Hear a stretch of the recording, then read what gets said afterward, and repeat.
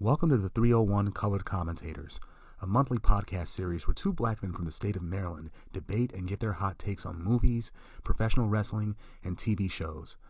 So have a listen, have a look-see, but nonetheless, enjoy. Hey, what's going on, folks? How y'all doing? Episode 2 of Season 3, 301 Colored Commentators. We're back. Holiday season. Hope your Thanksgiving went well too, folks. Hope you stuffed yourselves with lots of food, fun, beaver, libations. You can't stuff yourself with beaver. And that depends on who you ask. Yeah, a taxidermist maybe. Oh man, how was your Thanksgiving? My Thanksgiving was good. What's it called? Just once in my middle adulthood, I want a big Thanksgiving again. I miss those though. Like a whole big house, lots of food, lots of people. I guess I'm spoiled. I got used to those growing up. Do you yearn for a classic old school Thanksgiving dinner accompanied by a Survivor Series pay-per-view showdown? Oh yes, yes indeed, Slancha. Yes, sir. And that's when the Survivor Series used to air on Thanksgiving Day before they moved it to Sunday. Yep. But what I've been doing lately in between episodes is because of the last episode we did, fam, I had to go re-binge Stranger Things. I had to go watch 2, 3, and 4. I gotta redo that because they come back next year. They do come back next year, yeah. And now I get it. Now I get all the gaps I was missing. Yeah. Now I get it. How the story flows, the character development. Great show. It's a fun show to watch, and it's gonna be on season 5, based on season 4 ended. Yeah. They ready for Vecna. And I should probably do that too. I'm sure I'll catch some stuff I missed the first time around. You will, because I haven't seen the series, any of these episodes ever since they first aired. Back then, years ago. Yeah. Years ago is right, because 2022, that's when season 4 aired, and also I've been revisiting The Sopranos as well, which I have also not watched since it aired. I never got into that. I need to. I heard everybody says it's like a classic on classic, one of the GOATs of television. It is because it pioneered the idea of serialized storytelling like that. And if not for a character like Tony Soprano, there'd be no Dexter Morgan, there'd be no Walter White, there'd be no Gregory House, Don Draper, or that guy from The Shield. And you mentioned before that the Penguin. Well, one of the shows we're going to look at tonight. Let me give a complete lineup. We're going to be talking about Gladiator, the first one from 24 years ago. Are you not entertained? Is it not why you are here? And Survivor Series 1990 from 34 years ago. I heard. You heard? Grapevine, from one of my reliable sources, that you were the gobbledygooker. I was 7 years old at the time, and I couldn't have been the gobbledygooker. You could have made a wish on one of those big machines and became big. You watch too much damn movies. And lastly, we're going to be covering season 1 of The Penguin, and I hope they continue that into another season. Legendary season 1. And what's it called, to bring it full circle, The Sopranos and The Penguin. Yeah, they got plenty of Italian actors that were in The Sopranos in The Penguin as well too, and the protagonist, played by Colin Farrell, he kind of resembles Tony Soprano, but somewhat, but not. We're gonna get into that. What you been up to? So talk about what you've been up to, bruh. I don't even know where to put a finger on, man. I feel like it's since our last episode, just so much going on. Getting ready for the holidays, shipping stuff back to Ghana and stuff like that. So it's been busy. Work's been good and busy. Life's been lifing. And ever since Halloween, Christmas music has been everywhere. Speaking of which, yeah, what were you for Halloween again? What was I for Halloween? The candy giver. I just was a candy giver, and with the little amount of kids that did show up in this neighborhood, they had people driving their kids into the neighborhood, getting out of cars in the middle of the street. That's something I noticed and a lot to this doors. time around. Yeah, I noticed that a lot more. I mean, they've always done that, but I feel like this year was more. Yeah. Because I still had like a handful of candy. Well, not a handful. I have a bag of candy left. Usually I run out. What'd you do? You punish it? I gave some away. I'm not eating all that sugar by myself. And if I was still going in the office, it would have been just sitting. I would have left it in our office kitchen just for everybody to go to town on. Nice. The generous beaver. Hey, well, here's the thing, though. Everybody in the office who had the same idea, they brought some cool shit in there, too. It's like, ooh, Airheads? Skittles? Thank you. Thank you. Taking it back. Yeah, I'm taking it back. Taking it back. And speaking of which, Airheads. I mess with it. What's up? I mess with it. Taking it back. Yeah. If Airheads, y'all need to come out with what's it called? Tropical Punch flavor again. Y'all discontinued that 25 years ago and y'all hurt my feelings. Right. Right. I feel it. Mm-hmm. But I shouldn't be eating candy. No way. What can you do? It rots your teeth, but it makes you feel good. What can you do? What can you do? Mm-hmm. All right, shall we get started? You know it. All right, folks. We're going to start with Gladiator, directed by Ridley Scott, who also directed Alien, the first one, Blade Runner, the first one, Legend with Tom Cruise. I remember that movie. Legend? Yeah. Where Tim Curry was the devil. Yeah. Darkness. Yeah. I was scared about that devil when I was a kid. Me too. Like the ending credits when they show him like. Yeah. With the close up, it's like, Jesus. Yeah.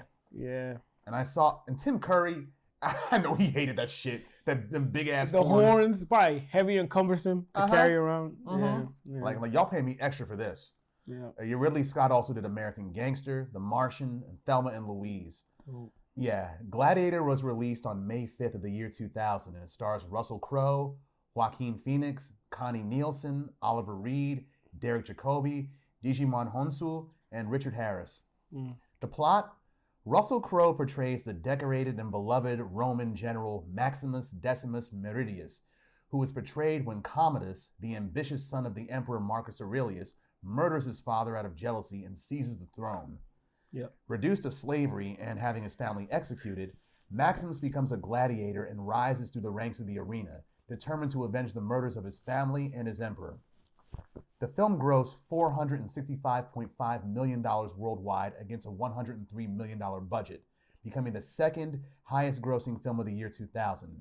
And it won 5 Academy Awards. It was actually nominated for 12, the other 7 being Best Director for Ridley Scott, Best Supporting Actor Joaquin Phoenix, Best Original Screenplay, Score, Cinematography, Art Direction, and Film Editing. But the ones that it won, Best Picture, Best Visual Effects, Best Sound, Best Costume Design, and Best Actor for Russell Crowe, his first win so far.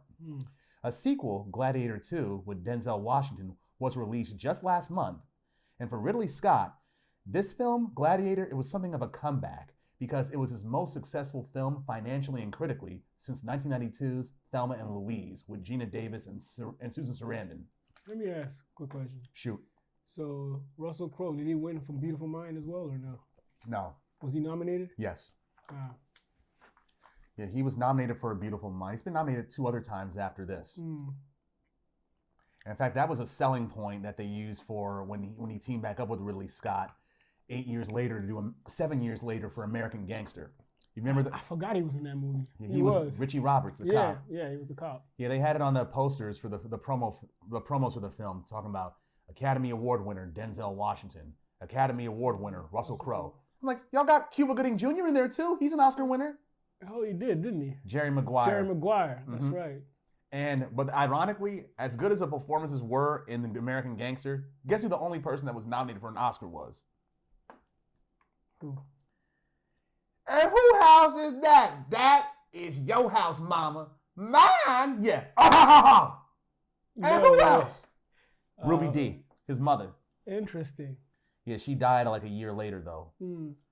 But yeah, she was the only one nominated for an Oscar for that role. But for this film right here, Gladiator, yeah, you know history pretty well. So what's it called? How is the historical accuracy of the film? Because I know Maximus was fictional. He was an amalgamation of different characters. I know at some point it did become a republic from its usual empire, but I'm not sure. That's one avenue of history I'm not as adverse in, like the Roman like emperors, like the different ones. So I'll have to look into that, to be honest. They said that Maximus, he like I said, he's an amalgamation. He resembles Narcissus, who actually murdered Commodus in real life. Spartacus, who led the slave revolt. Yeah. And Cincinnatus, who was a farmer who became a dictator and saved Rome from invasion, and then resigned from his 6-month appointment period as emperor just 15 days later. So he's a combination of those three? Yes. Okay. 4, actually. 4. And Marcus Nonius Macrinus, who was a trusted general and a friend of Marcus Aurelius. Interesting. And also, let me just say this as well. Gladiator, this is the first movie that I got kicked out of. In the theater? Yeah, and when we were juniors in high school, right, we got let out early for the day because of like a bomb threat or a gun threat or whatever. Yeah. And a bunch of us, including a bunch of us from Round Hill, went to City Place, and we snuck into Gladiator because it was rated R at the time. Yeah. Which, in retrospect, I could have got in. I was 17. I didn't have to sneak in. Yeah. But how did they catch you? I guess they saw a bunch of us together just laughing and giggling, and we shouldn't have been there. So who was with you? Who was with us? Sam was with us. Kwame. Lionel's sister, Angelica, she was there Angelica. too. Shout out to Angelica. Tracy was there. Oh, Tracy was. Oh, y'all got everybody. Or kicked us all out. Yeah, that was the only time I ever got kicked out of sneaking into a theater. Yeah, that's wild. This is a story I never heard. Okay. And from what I do remember most about the film was Joaquin Phoenix's character, Commodus. That motherfucker, he was a bitch.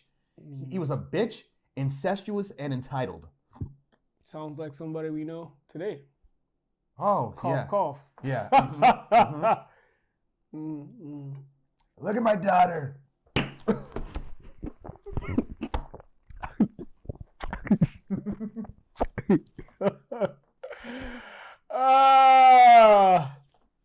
Yeah. So continue on. Sorry. And also, Joaquin Phoenix. This is the first film that he was Oscar nominated for. He won Best Actor for Joker a few years ago. Oh yeah. But Joaquin Phoenix, he's River Phoenix's older brother too, for those that don't know, and they come from an acting family. Mm-hmm. Yeah, Joaquin Phoenix, he used to be called Leaf Phoenix, and he was in the film Parenthood back in '89. Oh yeah. He was the one that I remember him like, yeah. He destroyed his dad's dental office. Yes. And had that paper bag of porno tapes. Porno tapes. Wow. I completely forgot about that. It was like, I remember it like yesterday. Yeah, he was a good actor even then. Like the scene where his mother tells him, you don't want to call your father. She's the one from Lost Boys. Yeah. Diane Wiest. Yeah. She telling him, don't call your father because he's not going to listen to you, man. I don't care. And he dials and his dad just kind of. And you see the emotion in his eyes and he's starting to cry. It's like, damn, dude. Yeah. Good acting. It's a good movie, actually. It is very good. It's still actually a very good movie. A lot of the truths, if you want to call it that, they still hold true today. Even for people who aren't parents. Yep. Wow. I have to revisit that. That was a good movie. It was here. Yeah. I forgot he was in there. Good eye, Si. Yeah. Thank you. What else? The part where he screamed, "Am I not merciful?" That was ad-libbed, oh really? And Connie Nielsen, Lucilla, she was really scared. That was a real reaction. She was scared when he did that. He did a great job in this movie. Yeah, Russell Crowe was good. Oliver Reed, he was good too. Which one is that? The general guy? Proximo. Oh, the sales guy. Yeah. The owner of the Gladiators. But he died. Oliver Reed died during the filming. Seriously? Yeah. So they had to do some rewrites of the script, and in his last scene in there, that was CGI. Wow. Also, Marcus's friend Cicero. Mm-hmm. That's Tommy Flanagan. Walter Flynn from Book 4, Power Book 4. Yes. You're a fucking Flynn. The one with the scar. Yeah, the Glasgow smile. Yeah. He's Scottish in real life, which is fitting considering he's got that Glasgow he is smile. In there. That's right. With your wee sidekick. Yeah. Wow. Yeah. There's a lot, right? There's a lot as well too. I mean, I took down some facts right there as well too about the film. Mm-hmm. What else we got in here? I agree. There's Achilles. Oh, good. Yeah, the real life Commodus. He was the only emperor in Roman history who fought as a gladiator. So what you saw in the film, him fighting Maximus in near the end, that's true to history. Even though he was a bitch because he had to stab him beforehand. Yeah. Motherfucker knew he couldn't win. Give him a fatal wound before he could, and he still couldn't win. And the funny part about it is, Maximus got that knife from him and used it to cut his throat, and then died later. Died right so really, they both died from the same weapon. Yeah, more or less.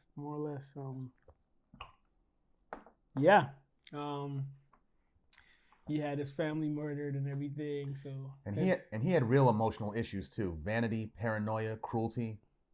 Yeah, he did. He did. To say the least. Funny part about it is when what's it called? He wanted Lucilla to kiss him, right? And then when she's like, she's kiss him on the forehead. Yeah. He's like, what the fuck is this? Yeah. Like you did. That's not what I wanted. His incestuous motions were very, very cringe. They were. It's like, dude, this is like The Godfather Part 3 when what's his face? His cousin. Vincent is banging his cut. I don't know if he smashed her, but more or less. And nobody thought to bring it up in the film until the middle. Like, bitch, that's your cousin. That's your first cousin. Well, then I love him first. I'm like, okay. You need a bullet put in you. Yeah, it's disgusting. Like at the end when he catches her, he's like, "You're gonna give me an air of pure blood." I'm like, That's why you lust after her? Yeah. Because you want a pure blood. Yeah. And what makes you think that she's willing to do that? It's an element of, obviously, a big element of incest, but also vanity. Like, he wants the whole bloodline to remain untainted. And in Roman, disgusting. And in Roman culture, like Caligula, for example, they were known to have those kind of like decadent bacchanals, or however they're called. Mm-hmm. But this is not the case right here. They didn't show that. Yeah. And they wisely grateful. Yeah, thankfully, yes. Yeah, we're grateful. And they wisely decided against having Connie Nielsen be a love interest for Russell Crowe's character. Yeah, they treaded real light on that. That's cool. They did. Yeah. And also, Connie Nielsen is like she knows a lot about ancient Rome during this era. And she was originally brought on as like a consultant or whatever, but she did so good. It's like, okay, bring you in, character. You're a character now. Okay, that's good to know. They do that with a lot of people, like in Full Metal Jacket. The drill sergeant, played by Arlie Ermey, Gunnery Sergeant Hartman, he was just a consultant, but he kept throwing out better insults at the troops than the real. The actor just like, come on, you do it. You're better. Yeah. Some of the scenes in this movie that are you done with the facts or you're almost? Keep on. No, I'm done with the facts. Keep on talking. I was gonna say, any specific scenes in the movie that like you enjoyed? One of the ones I enjoyed was the fight scenes. The Gladiator scenes were the best scenes for me. Absolutely. Because they were just full of surprises and they were so well choreographed. Mm-hmm. And Russell Crowe with the whole, "Are you not entertained?" That was my favorite fight. How he even finished it. Mm-hmm. When he stabs dude, stares and walks around for a little bit. Yeah. Takes him out and then decapitates him. Yes. That was gangster. It was. And how he later didn't kill the other guy later on. Yeah, after the Emperor ordered him to. It's like, yo, fuck this. Yeah. And the Emperor thought that everybody would turn against him, but it's like, right. Merciful, Maximus the Merciful. It's like, what? What is this? They're supposed to hate him. Yeah. And that was when he also, I think Commodus started to realize he actually has more power than me, or power over the people. Mm-hmm. Than Commodus himself. Yeah. It's like, when the gangster is more popular than the mayor of a city. Like, we saw that in Boardwalk Empire. Yeah. People like Nucky Thompson more than the mayor of Atlantic City. Mm-hmm. They're like, who is you?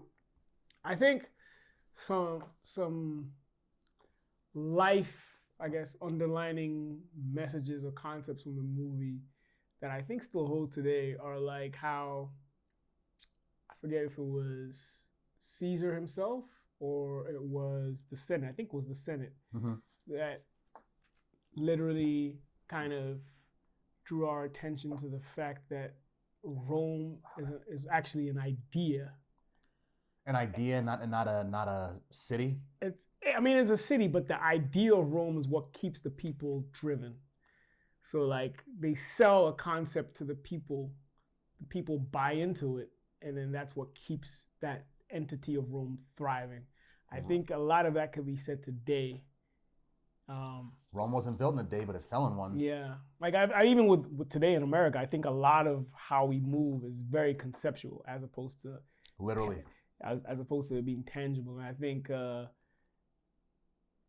contrary to a lot of people, and this might rub people the wrong way, but contrary to what a lot of people actually think about that idea or concept of America, I think what makes America great are the genius of the diversity of the people within it. Not so much that concept of it being the big bully, bravado, superpower.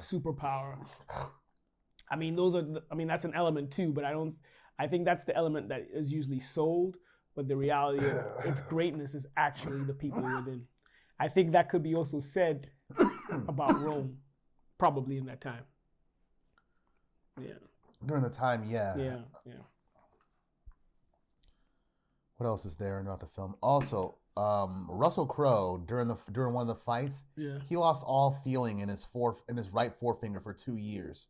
2 years. Yeah, he had that's a neural issue. He had a lot of injuries because of this film. An Achilles tendon injury, a broken foot bone, a cracked hip bone, popped a few bicep tendons out of their sockets, and he was hit in the face with a tree branch too, which is why he had scars on his face in the opening scene. Ah, I wonder if he makes a cameo in the second one. I hope so. That would be a good callback. And also, even though he's dead technically, but he is dead. Yeah. And also, it was decided against for the sequel to making the plot him in the afterlife. They decided against. Whoa, that'd have been a failire. That would have been, yeah. Yeah. Because you can't touch nobody in the. You got. What you gonna do now? Yeah. I mean, they did show visions of the afterlife in this with his film, wife though. and kids and stuff, yes. And then their home in the afterlife or whatever. And Commodus trying to taunt him about his wife and son squealing, how their bodies smelled after they were killed, how his son looked when he was crucified. But Maximus didn't take the bait. Right. Yeah, he did not. He saved that anger from when they actually fought. Yeah. Good. Yeah. Commodus could have put him away early, but the fact that the people loved Maximus, they took to him quickly, prevented him from taking him out. Yeah. They love him. Mm-hmm. Let me see if I understand this. Robin Hood steals out of my pocket, forces me to hurt the people, and they love him for it? Yes, sire. Did we ever do that movie? Mm-hmm. We did, didn't we? We did, Season 1 or 2? Season 2. Season 2. We were outside when we were at your place. Oh, that time. Yeah. Great movie. Yes. Historical epics are just fun to watch, mm-hmm. especially when a director puts a little bit of humor in there. Yeah. Shout out to Alan Rickman. He's a legend. Oh yes. Yeah. Rest in peace. Yeah. But anything else that stood out for you? Again, like. This part when they called Maximus a Spaniard during when he started winning the Gladiator, even though he's not Spanish he's not, at all. Yeah. But one of the things that made me laugh was after he revealed himself to Commodus, right? And he's having some food, slop, chili. Oh, I remember that. Whatever the hell that is. Yeah. Him and the two gladiators he's friends with, the black dude and the big burly dude. The Germanian or whatever they call it. Yeah. Yes. Yeah. He starts eating. He takes the food, the slop or whatever. Yeah. Eats it and pretends to choke. And like, oh shit, they try to poison me. Mm-hmm. And then he's just messing with Maximus. Yeah. I'm like, it's good to see that you guys just have a modicum of levity. Yeah. Even with your tragedy. Yeah. They bonded over that too. Yeah, they did. They really loved and respected each other a lot. The three of them. And one of them at the end of the film buried his Maximus's action figures or whatever of his family in the Colosseum of Rome. Oh, that was where it was, the Colosseum, yeah. Mm-hmm. Yeah. And promised to see him in the afterlife, but not yet. And spectacle too. Spectacles in Rome. The Colosseum, that was a place to be. Yeah. That was like a pay-per-view event. Yeah. Shout out to Diddy. I was able to visit the Coliseum when I went to see him in 2022. Shout out Medalia. For sure. But not the Diddy that y'all know. Yeah. I forgot about that. Yeah, our Diddy. Yeah. Our Diddy is a disclaimer. He has nothing to do with oil. Indeed.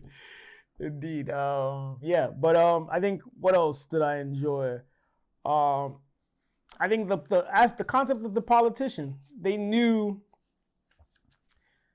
the power lay in the people, but also more or less emphasized that the people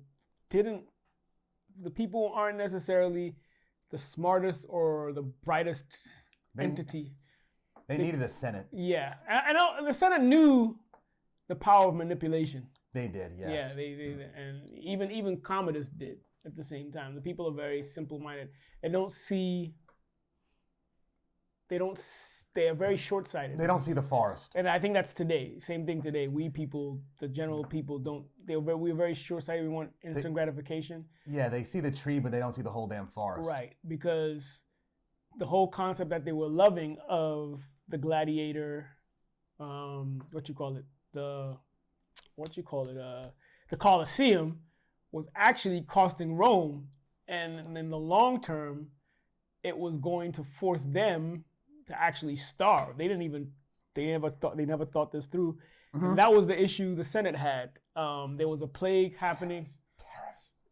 Yeah, indeed. There was a plague happening with the Gentiles at the time, or the Greeks, I guess that's what they called them. Yeah.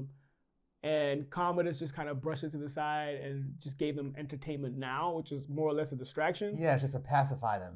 Right, but at the same time, there were bigger issues going on that would affect them long term, but they were so in the now. That's why Rome fell. Exactly. Had they thought about things in the long term, the Roman Empire would have lasted for a few hundred years longer. Yeah, exactly. So, yeah, just a lot of parallels, not necessarily just with America, but just around the world in general, in different republics. Like the people, a lot of times, I mean, sometimes, you know, their hands are tied. They're forced to only think about now because they don't have the means. Yeah. But generally speaking, the long-term goals are a lot of times cut short because of the whole idea of instant gratification and or the idea of me first, y'all can wait. I gotta say, what's it called? Sometimes it's better to think about the long con instead of the short con. Yeah, or just have a balance of dealing with the now as well as the long term. That's ultimately where you want to be. But yeah, but I thought that was an interesting concept that they brought up, or should I say, aspect of Rome politically. They can't talk about Rome without talking about the senator and the politics involved. They can't talk about that. They can't. Yeah, and also, lastly, other actors and actresses had auditioned and were offered the role. Jude Law, he auditioned for Commodus. Christopher Plummer, he was actually offered the role of Marcus Aurelius. J-Lo auditioned for Lucilla, and Dolph Lundgren auditioned for Hagen. Oh, Hagen is the Germanian. Mm-hmm. I can see him working that. So could I. He's got the physique. I mean, yeah, I can see him working that. He ain't no Dolph Lundgren. I love you, but you ain't no good actor. Yeah, he can act. But I mean, given the role, given a half a decent script or whatever, he might be able to pull it off. Dude didn't really have many lines, so he could have pulled that off. I mean, he's had films where he's had many lines, but then again, those were action films where he's better suited. Yeah, the ones that he had more lines were terrible, like The Masters of the Universe. Or Rocky, Creed Part 2. Oh, yeah, that one too. Yeah. That one too. His worst is by far The Masters of the Universe. Have you ever seen that? Of course. Yeah. For those, some of y'all are too young to know. That was the first He-Man movie. Yeah, some people don't even, some of these Gen Zs don't even know who He-Man is. Some of these Gen Zs don't even know who He-Man is. So. And yet they try to be nostalgic as fuck and go back to the 80s and 90s like they were part of it. Yeah. He-Man is a staple of legendary. But then again, who am I to talk? I got Columbo on, and I was not alive in the 70s. You got my dog, Bob. I was definitely alive, but not aware. But I watched Nick at Night. Actually, I wasn't alive when he died. But yeah. I watched Nick at Night as a child, so that's how I know Columbo. I watched that because my parents used to watch that when I was a kid. Okay. The detective. Yes, but one more thing though. So, let me see what else we have over here. Did he have a lazy eye? Yeah, he had no eye. Oh, that's what it was. Yeah, Peter Falk, who was the grandfather in A Princess Bride as well. Yes. He had a glass eye since he was a child. I see. That's what it was. Yeah. Shout out to, is it Fred Savage or the other Savage? Fred. His brother is Ben. He's in Boy Meets World. And you smashed Topanga. You know you did. Thickest white girl ever. And they're Philadelphia Eagles fans. They are? Yeah. The Savages? Yeah. They're from Chicago. Are they? Yeah. One of them. Fred and Ben Savage. They're Jewish kids from Chicago. I know. In Princess Bride, he had a Bears thing. Yeah, that's what that was a reference to. But in Boy Meets World, I feel like he had Eagles apparel. And what's it called? And in Little Monsters, Fred Savage, he had on Orioles apparel because their family moved from Baltimore to Boston. Maybe it was part of the show then. Yeah, it was part of the show, yeah. Because I definitely remember Ben having Eagles gear in a couple episodes. I should DM him on IG to ask if he smashed Danielle Fishel. Doesn't she have cancer now? Yeah, she does actually. Shout out. Wish her well. Wish her well, yeah. Topanga, thickest white girl ever. Shout out to Topanga, dog. Okay. Classic. But shall we move on? Yes, let's do it. All right. Our second topic is Survivor Series of 1990. This took place in the Hartford Civic Center in Hartford, Connecticut, in November 22nd, 1990. Hey, your stomping grounds. Close enough. New Haven. That's where my mother's people are at. Close enough. I've been to Hartford several times before, stayed in their Holiday Inn across from the train station, and walked around the city. But what's it called? New Haven is my home when I go to Connecticut. I've been to New Haven a few times. I was actually there. When? Earlier this year. I need to go back. I went there earlier this year. I need to go to my school in order to get some jerseys. Briefly. Wait, no, I wasn't in New Haven. I was in Connecticut. I was right around Bridgeport. Well, no, New Haven. Yale was in New Haven, right? Yale is New Haven. Yeah. So yeah, that's where I was. Was there again earlier this year. Yale. I'm still mad at y'all for getting rid of Cutler's and Educated Burger. Those were my spots. Yeah, the Hartford Civic Center in Hartford, Connecticut, on Thursday, Thanksgiving Day of November 22nd, 1990. 16,000 people were in attendance, and the color commentary was by Gorilla Monsoon and Rowdy Roddy Piper. They should have had a heel in there. That would have made it an even balance. I'll be the first to admit today, in the hindsight of everything, I do not enjoy Piper's commentary. He's not a very good commentator. He's not made for commentary. He's made for like the whole Piper's Pit or wrestling. Yeah, exactly, or wrestling. He didn't do it for me as a commentator. Yeah, Monsoon has more experience at it in his shows. Monsoon, Jesse Ventura, and Bobby Heenan. At the time, yes. Yeah. Or even McMahon. McMahon was decent too. Yeah. But yeah, what's his face didn't do it for me. Or neither. You know who didn't do it for me at all? Lord Alfred Hayes. That's another one. He was so passive aggressive. Yeah, that was another one. Like, are you supporting the heels or the faces? Which ones? Yeah, that was another one. But he was literally like. He wasn't a main one. No, he wasn't. He was like a stand-in kind of. Yeah, exactly. But this is the 4th annual Survivor Series event, and they continue the tradition of the previous year's events and only featured Survivor Series matches, i.e. tag team elimination matches. And this was the only Survivor Series to feature a grand finale match of survival, wherein the survivors of each announced Survivor Series elimination match would take part in a final elimination match in the main event, split based on their heel or face alignments. And that match ended like this. The faces, the team of faces were the Ultimate Warrior, Hulk Hogan, and Tito Santana, who they got rid of quickly. And the heels were the entire team of Rick Martel's team, the Visionaries, and Ted DiBiase. Guess who lost? Yeah, from 87 to 19... No-brainer. He's right, no-brainer. From 87 to 1990, Survivor Series always aired on Thanksgiving.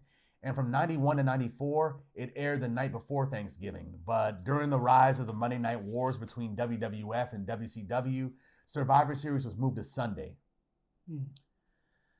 This Survivor Series right here is important because this was the debut of The Undertaker, for one thing. Yeah. And he was billed for weeks as Ted DiBiase's mystery partner. And here, Ted DiBiase, the $1 Million Man, he's the guy who introduced Taker to the rest of the world. Yeah. And Taker, he went on to become the WWF champion at the next year's Survivor Series, which we also covered, and became a big WWF superstar, one of the most respected ones for his longevity, his streak, his ability in the ring. Arguably a Mount Rushmore guy. Arguably. Yeah. Yes, I agree. Yeah. And it's also the first appearance of the Gobbledygooker. It was him. Don't listen to him, all right? R. Kelly was framed. That was really this nigga right here in the tape. What the hell?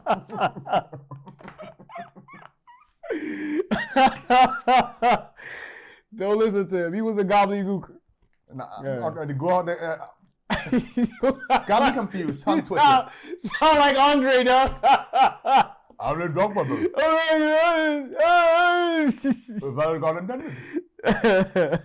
In the goal. Yeah, dog. There was one wrestling event that I think it was where he had to speak? Yeah, it was actually SummerSlam 1990. Was it that way? 88. 88, right? Uh-huh. No, not even that. It was at the end of Survivor Series 89 when he was leaving the ring. He was carried out. He had to be carried out. Yeah. I gotta watch it again. He was mumbling some shit though. I was like, yo, you can't hear a word. Yeah, the Warrior clotheslined him. The crowd went crazy. The camera panned off Andre. The next thing I know, Andre's being carried out by 5 people. Yeah. Like, what happened? Yeah, he got counted out and shit. Counted out and knocked out. Yeah. But then again, Andre was on his last leg at that point. Yeah, he had the gigantism and the surgeries. Yeah, it was really getting to him. Yeah. But okay, what else happened? In addition, Sergeant Slaughter, who was a competitor in the WWF at the time, he was portrayed as an Iraqi sympathizer in dark contrast to his role on G.I. Joe and his role in the WWF back in the 80s. He was insulting the servicemen that were stationed in Iraq during Thanksgiving during Operation Desert Shield. And the Macho King, Randy Savage. The King. Yeah, he couldn't participate in Survivor Series at all. But he did give an interview during the event where he challenged the Ultimate Warrior for the WWF title. Why wasn't he able to? Do you know why? Didn't know. Unclear. It was unclear. Which was odd, because I always wondered why he didn't participate. He never lost in the Survivor Series. No, he didn't. And Rick Rude, it was supposed to be there too, but he got replaced by Haku. But the on-screen explanation for why Rick Rude was gone. Was he going to WCW? Not that. The on-screen explanation. Oh, on-screen. Okay, go ahead. Yeah, Jack Tunney, he came on. And when Jack Tunney would come on screen, we always paid attention like it was some important shit. Because we thought he really was the president. We did. But he came out and said that Rude's departure was because he insulted the mother of the big boss man. So as a result, he had to be replaced by Haku. I forgot that was the angle the Heenan family used to go against the boss man when he had to literally fought every single member. Because they kept dissing his mom. Yeah, exactly. And it culminated with him fighting Mr. Perfect at WrestleMania. WrestleMania 7, yep. Yeah. Yep. I'll fight for my mama. Yeah, and Rick Rude, he really left because of a pay dispute. He went over to WCW. I figured that's what it was. Because I started to see him. Yeah, he got shorter hair. I started to see him the following year. He actually came into WCW originally wearing a mask. Yeah, he didn't want people to know it was him. Yeah, and then eventually he took it off. Yo, shout out to the Dudley Boys. Shout out to the Dudley Boys back in '99 because when Rick Rude died, they kicked a fan out. Some girl at an ECW show who refused to stand up during a 10-bell salute for Rick Rude. Oh, wow. Yeah, they kicked her out. Kept it real. Yeah, Bubba Ray Dudley cursed that chick out. But here's the thing, though. They paid that bitch money to leave. I'm like, you just paid that chick Tommy Dreamer's entire salary, entire pay for the night to get the fuck out. Yeah. Huh. But, yeah. Anyway, Boris Zukov, who was one of the Bolsheviks at the time. The Bolsheviks were broken up. Him and Nikolai Volkov were no more. Nikolai became a face by this time. He was a face, yes. And Zukov, he replaced Akeem, the former Twin Tower, because he left the WWF a month prior. Yeah, Taker, though. Undertaker would wrestle in the WWF, now the WWE, for 30 years and set a company record for longevity. In fact, his retirement ceremony took place at the 2020 Survivor Series, which was exactly 30 years after he appeared. So he's the longest tenured wrestler of all time, as an active consecutively? In the WWE, yes. Wow, it's dope. And what's it called? He was one of the few, well, he was in WCW, what am I saying? Before, yeah. Yeah, I was going to say Shawn Michaels is probably the only prominent wrestler that never went to WCW. And Sting, up until a few years ago, before his retirement, he was the only WCW wrestler who never went to McMahon. Yeah. It's true. Yeah. Also, okay. Yeah. It's a good observation. In the weeks leading to the event, though, they were hyping up the Gobbledygooker's debut by showcasing a large egg at live events. I remember this. We didn't know what the hell the egg was. And there was speculation among wrestling fans. But the Gobbledygooker, though, he was jeered by fans in attendance when he hatched out of the egg and tried to do a little hoedown with Mean Gene Okerlund in the ring. And Gene Okerlund just fell down a few times and looked like he couldn't get back up. And I'm sorry, Gorilla Monsoon, Rowdy Piper, but even y'all motherfuckers couldn't save that. He's won the heart of Hartford. No, he hasn't. I can hear them booing even now. Terrible. That shit was so terrible. Although the theme music was dope. What'd you say? The theme music was dope. Yeah, it was about good. the gobbledygook with the whole hold down. Yeah. But it was good. Very, very athletic. Yeah, that was Hector Guerrero, Eddie Guerrero's older brother. The luchador. And they bring the gobbledygooker back from time to time for like an old gimmick battle or something like that. But yeah, that was a terrible gimmick. It was so terrible, especially at the time when they were still trying to hold on to that kayfabe or the idea that it's not exactly fake. This kind of killed it, but that was McMahon's idea for the gobbledygooker. I don't know why. Gobbledygooker. And they were like, McMahon could persuade you to do anything. Really, McMahon persuaded Eddie Guerrero to dress him like a chicken. Yeah, dog. I hope he paid him. for that. Yeah. He probably did. Yeah. But now I ain't dissing you, dog. I'm dismissing you. Cop the R. Kelly tape. You'll see how he piss on you. Cameron, that's his line. Shout out to Killer, dog. Shout out to Killer. Into these matches. The matches. Let's do it. There was a dark match. There was one dark match where Shane Douglas, he beat Buddy Rose. But that wasn't televised. Oh, it was one of those pre-match. Yeah. Exactly. So if you watched the countdown to Survivor Series, you probably saw the match. You probably did, yeah. I mean, I saw it on pay-per-view when I was a kid. But anyway, the first match, the Warriors, which was the Ultimate Warrior, who was a WWF champion, the Texas Tornado, who was the IC champion, and the Legion of Doom, Hawk and Animal. They beat, well, not they, but what's it called? The Ultimate Warrior, he was the only survivor of this match. They beat the Perfect Team, who was Mr. Perfect, along with the 3 members of Demolition. It's a lackluster match, given it was. Given the lineup, it wasn't very good. And Demolition they were on their way out. I mean, Axe, you could even feel it. Yeah. Axe got eliminated first very quickly. Of course, he had health issues at the time. And the Legion of Doom and Demolition rivalry, it ended here. Yeah, this was the last one, huh? Yeah, and both teams got themselves disqualified. Yeah. Mr. Perfect fought the Warrior and the Texas Tornado by himself, and Curt Hennig, between all 3 of them, he was the best wrestler, hands down. And he really sold. One of the best to ever do it. He really sold them performing moves on him performing moves on them. Yep. And once he eliminated the Texas Tornado, he carried the Warrior during their bout. But even as the Warrior got the win, Curt Hennig was still carrying him. Curt Hennig was one of the best. Yeah, hands down, one of the best, one of my favorites. Oh, did you know? For SummerSlam '91, what's it called? He knowingly went in that match against Bret Hart with a bad back, right? Oh wow. He was going to need back surgery. He knew he was going to drop the title, but when he found out he was dropping it to who? Bret. It's like, fuck it. I want in. I'm going to give a performance. He respects Bret Hart. A lot. That's good. That's good because I like when the wrestlers who can work when they actually respect each other enough to do it. Yeah. Like Macho Man and Bret Hart at Survivor Series '89. He was trying to push that. He really tried to push that. I saw Gorilla. McMahon. He shut it down. He's like, okay, we'll do it in the future. No, I won't.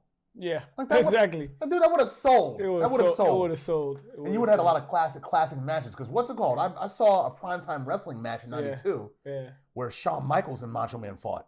Oh, wow. That's a good one, too. Yeah. That's a good one, too. Michaels lost, but still, it's like those guys are top performers. Yeah. Hands down. Rowdy Piper, you said Piper, he was not good at commentating, but he had one line in there that I did like. How do you become a survivor on Thanksgiving? You got to be a leftover. Oh, yeah. Taking it to the grand finale. Mm-hmm. That's the good line. Yeah. I remember that line, actually. The next match was the $1 Million Team, which was Ted DiBiase, Rhythm and Blues, which was the Honky Tonk Man, and Greg the Hammer Valentine. You need some honky. Why the F did Greg Valentine agree to that, dog? And slick back his hair and knowing good and goddamn well he couldn't sing. Yeah, they dropped the whole gimmick a few months later when they had him back as being a blonde and being a semi-face. Yeah. When they had him fight Earthquake at WrestleMania 7. Mm-hmm. But at that point they didn't know what to do with the hammer. Yeah. Goodness. Yeah, and like we said, this was the debut of the Undertaker right here. When Ted DiBiase announced him, and he came out to the ring with Brother Love as his manager. So gangster. Bruce Pritchard, yeah. And they fought the Dream Team, which was led by Dusty Rhodes and consisted of Koko Beware and the WWF Tag Team Champions at the time, the Hart Foundation, Bret the Hitman Hart and Jim the Anvil Neidhart. Yeah. This one right here, Koko Beware, who was always a jobber, and the only black guy in this event, and the first black guy to go, like a horror film. He was the first recipient of Taker's tombstone, so he gets props for that. I felt like he was definitely a jobber, but it hurt not because he was black, but because he was actually a good wrestler. He was a very good wrestler. The Ghostbuster was a sick move. It was one of the greatest finishing maneuvers that because he was a jobber we didn't see enough. Yeah, it's like such a good move. And he was content with being a jobber. Yeah. Like why? Like if they use that move wisely, it could be as devastating as a DDT, who, in my opinion, is probably a top 3 most devastating finishing maneuver of all time. If done right. I mean, the best person to do the DDT, forget Jake the Snake, Raven. Raven did the best DDT. No, I agree. But I feel like the way the people that he wrestled or the way they sold it. The way they sold it, yeah. It matters how you sell it. They sold it like, I feel like they sold that move more convincingly than any other finishing move ever. Not if it was Shawn Michaels. Imagine him getting Jake the Snake's DDT. Imagine what he'd do.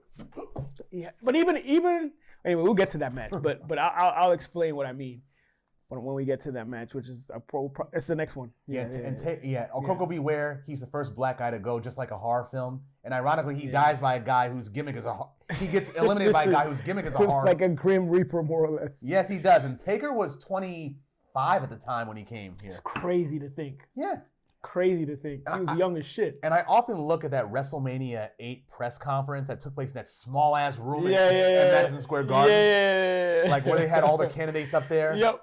Taker just stays in character stoically. I'm like, you're the youngest person up there. Yeah, and he held it down. That's why Hogan didn't want to lose to him, because he didn't want to lose to a young guy. So young. And Hogan was in his late 30s at the time. Like, what do you care? Yeah, Hogan's ego. Dog, he sold it. So even in this match, when he first gets tagged out, if you observe him, he doesn't even touch the ropes. Sick.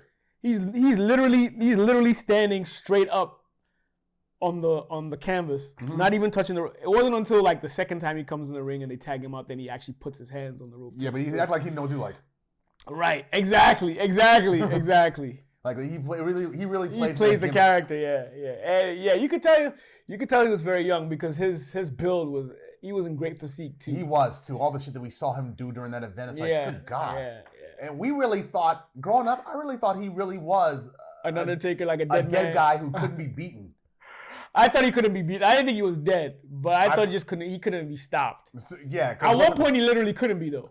Because I remember a match on WWF Spotlight, which used to come on every Friday. I forgot about that. That was a good one. At 6 o'clock. Yeah, when he fought John Nord, the Berserker, right? Yeah. And the Berserker, he always was a fan of getting his opponent counted out.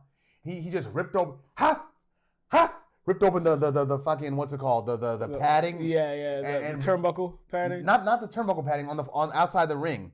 The concrete floor. Yeah, he ripped off that and just like pile drive Taker on the concrete floor. And he got up. 10 seconds later, Taker's like, you're like, yeah, this man's crazy. I'm like, good God. Wow, that's another wrestler he didn't know what to do with. He would have been a good wrestler. Yeah, the Berserker, or the Viking, that's what they called him at first. Yeah, because he was more of a rip of the other guy that got murdered.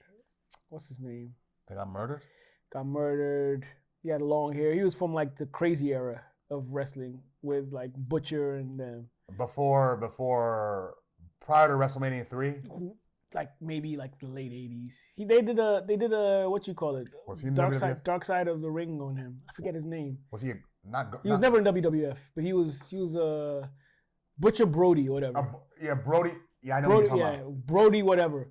That's where the Berserker got his gimmick. He was the first one to do the huff. That's where the Berserker got that from. That was so silly. Yeah. They didn't know what to do with him. Yeah, he was like a big, strong.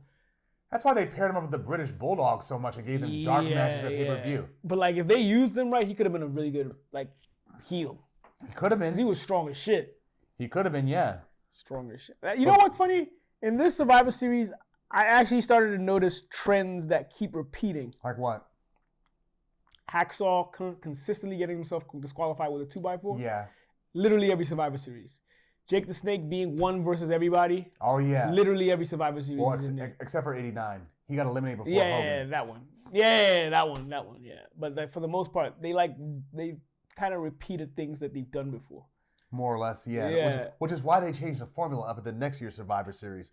Gave it a They ran out of singles ideas. matches. Yeah, they ran out of ideas. Yeah, I mean, they still kept the whole classic format, the tag team elimination match, but they got rid of the grand finale and made it an actual singles match. Yeah, yeah. Which was better, actually. It needed to evolve. I agree. But for this match right here, what else happened? Dean Hart, who was Bret the Hitman Hart's brother, he died a day prior.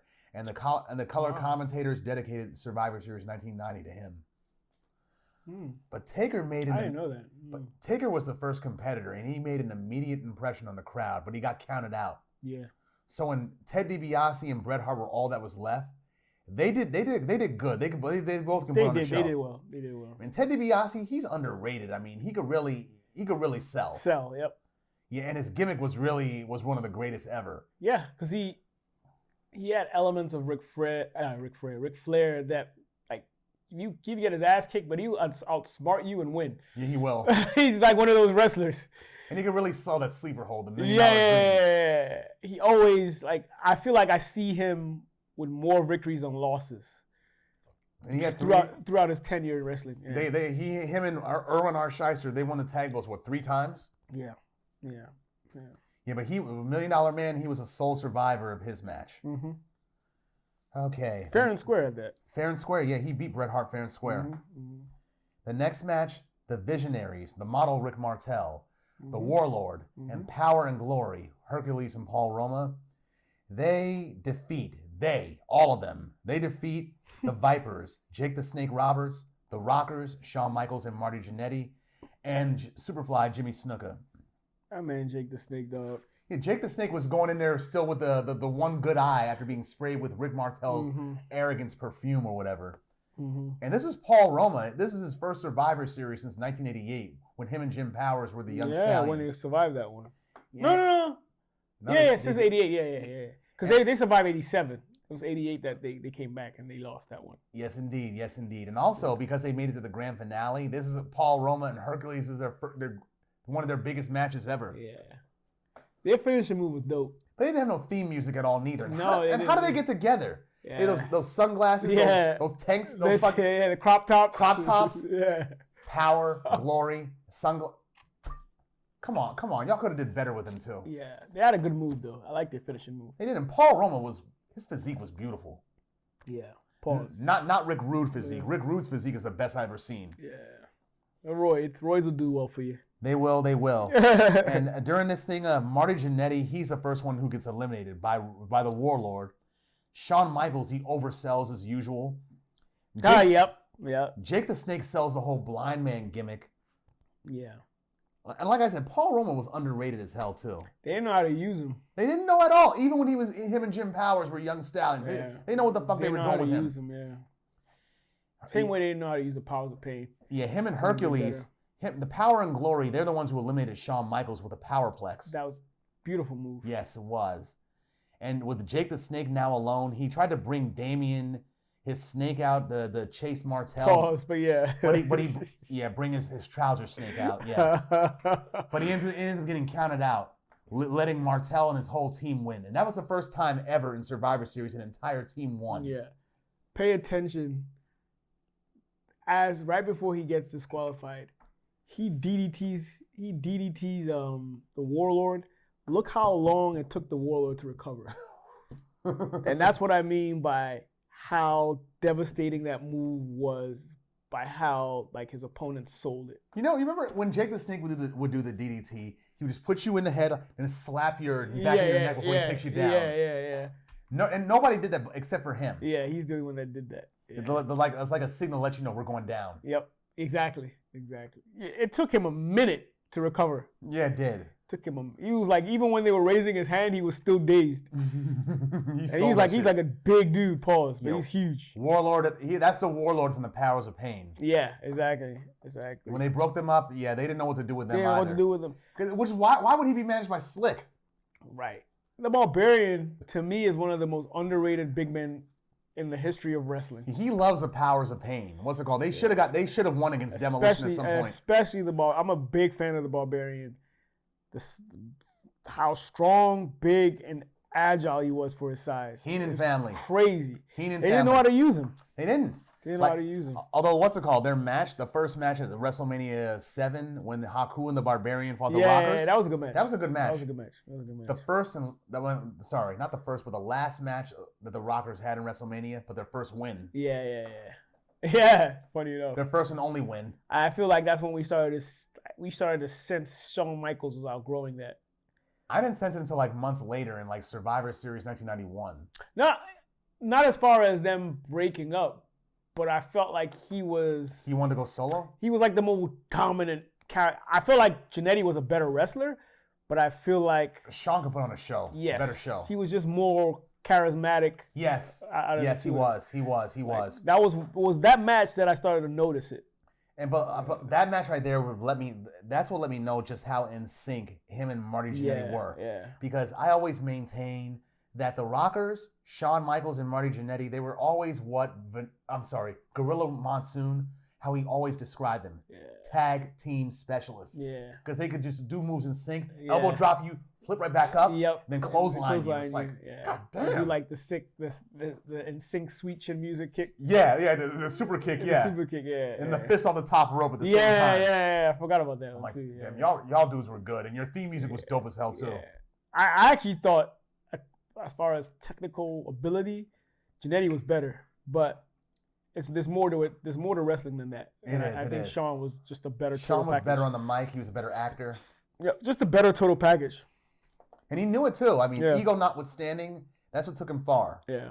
Of course, he's not like that no more. He's a lot more humble and actually tells wrestlers, "Don't be like me." Yeah, absolutely. Shout out, we met him. Shout out to him. Yeah, we met Shawn Michaels. Yeah, he's a cool dude. Yeah. What else hit next? Oh, the Hulkamaniacs. This match, the Hulkamaniacs versus the Natural Disasters.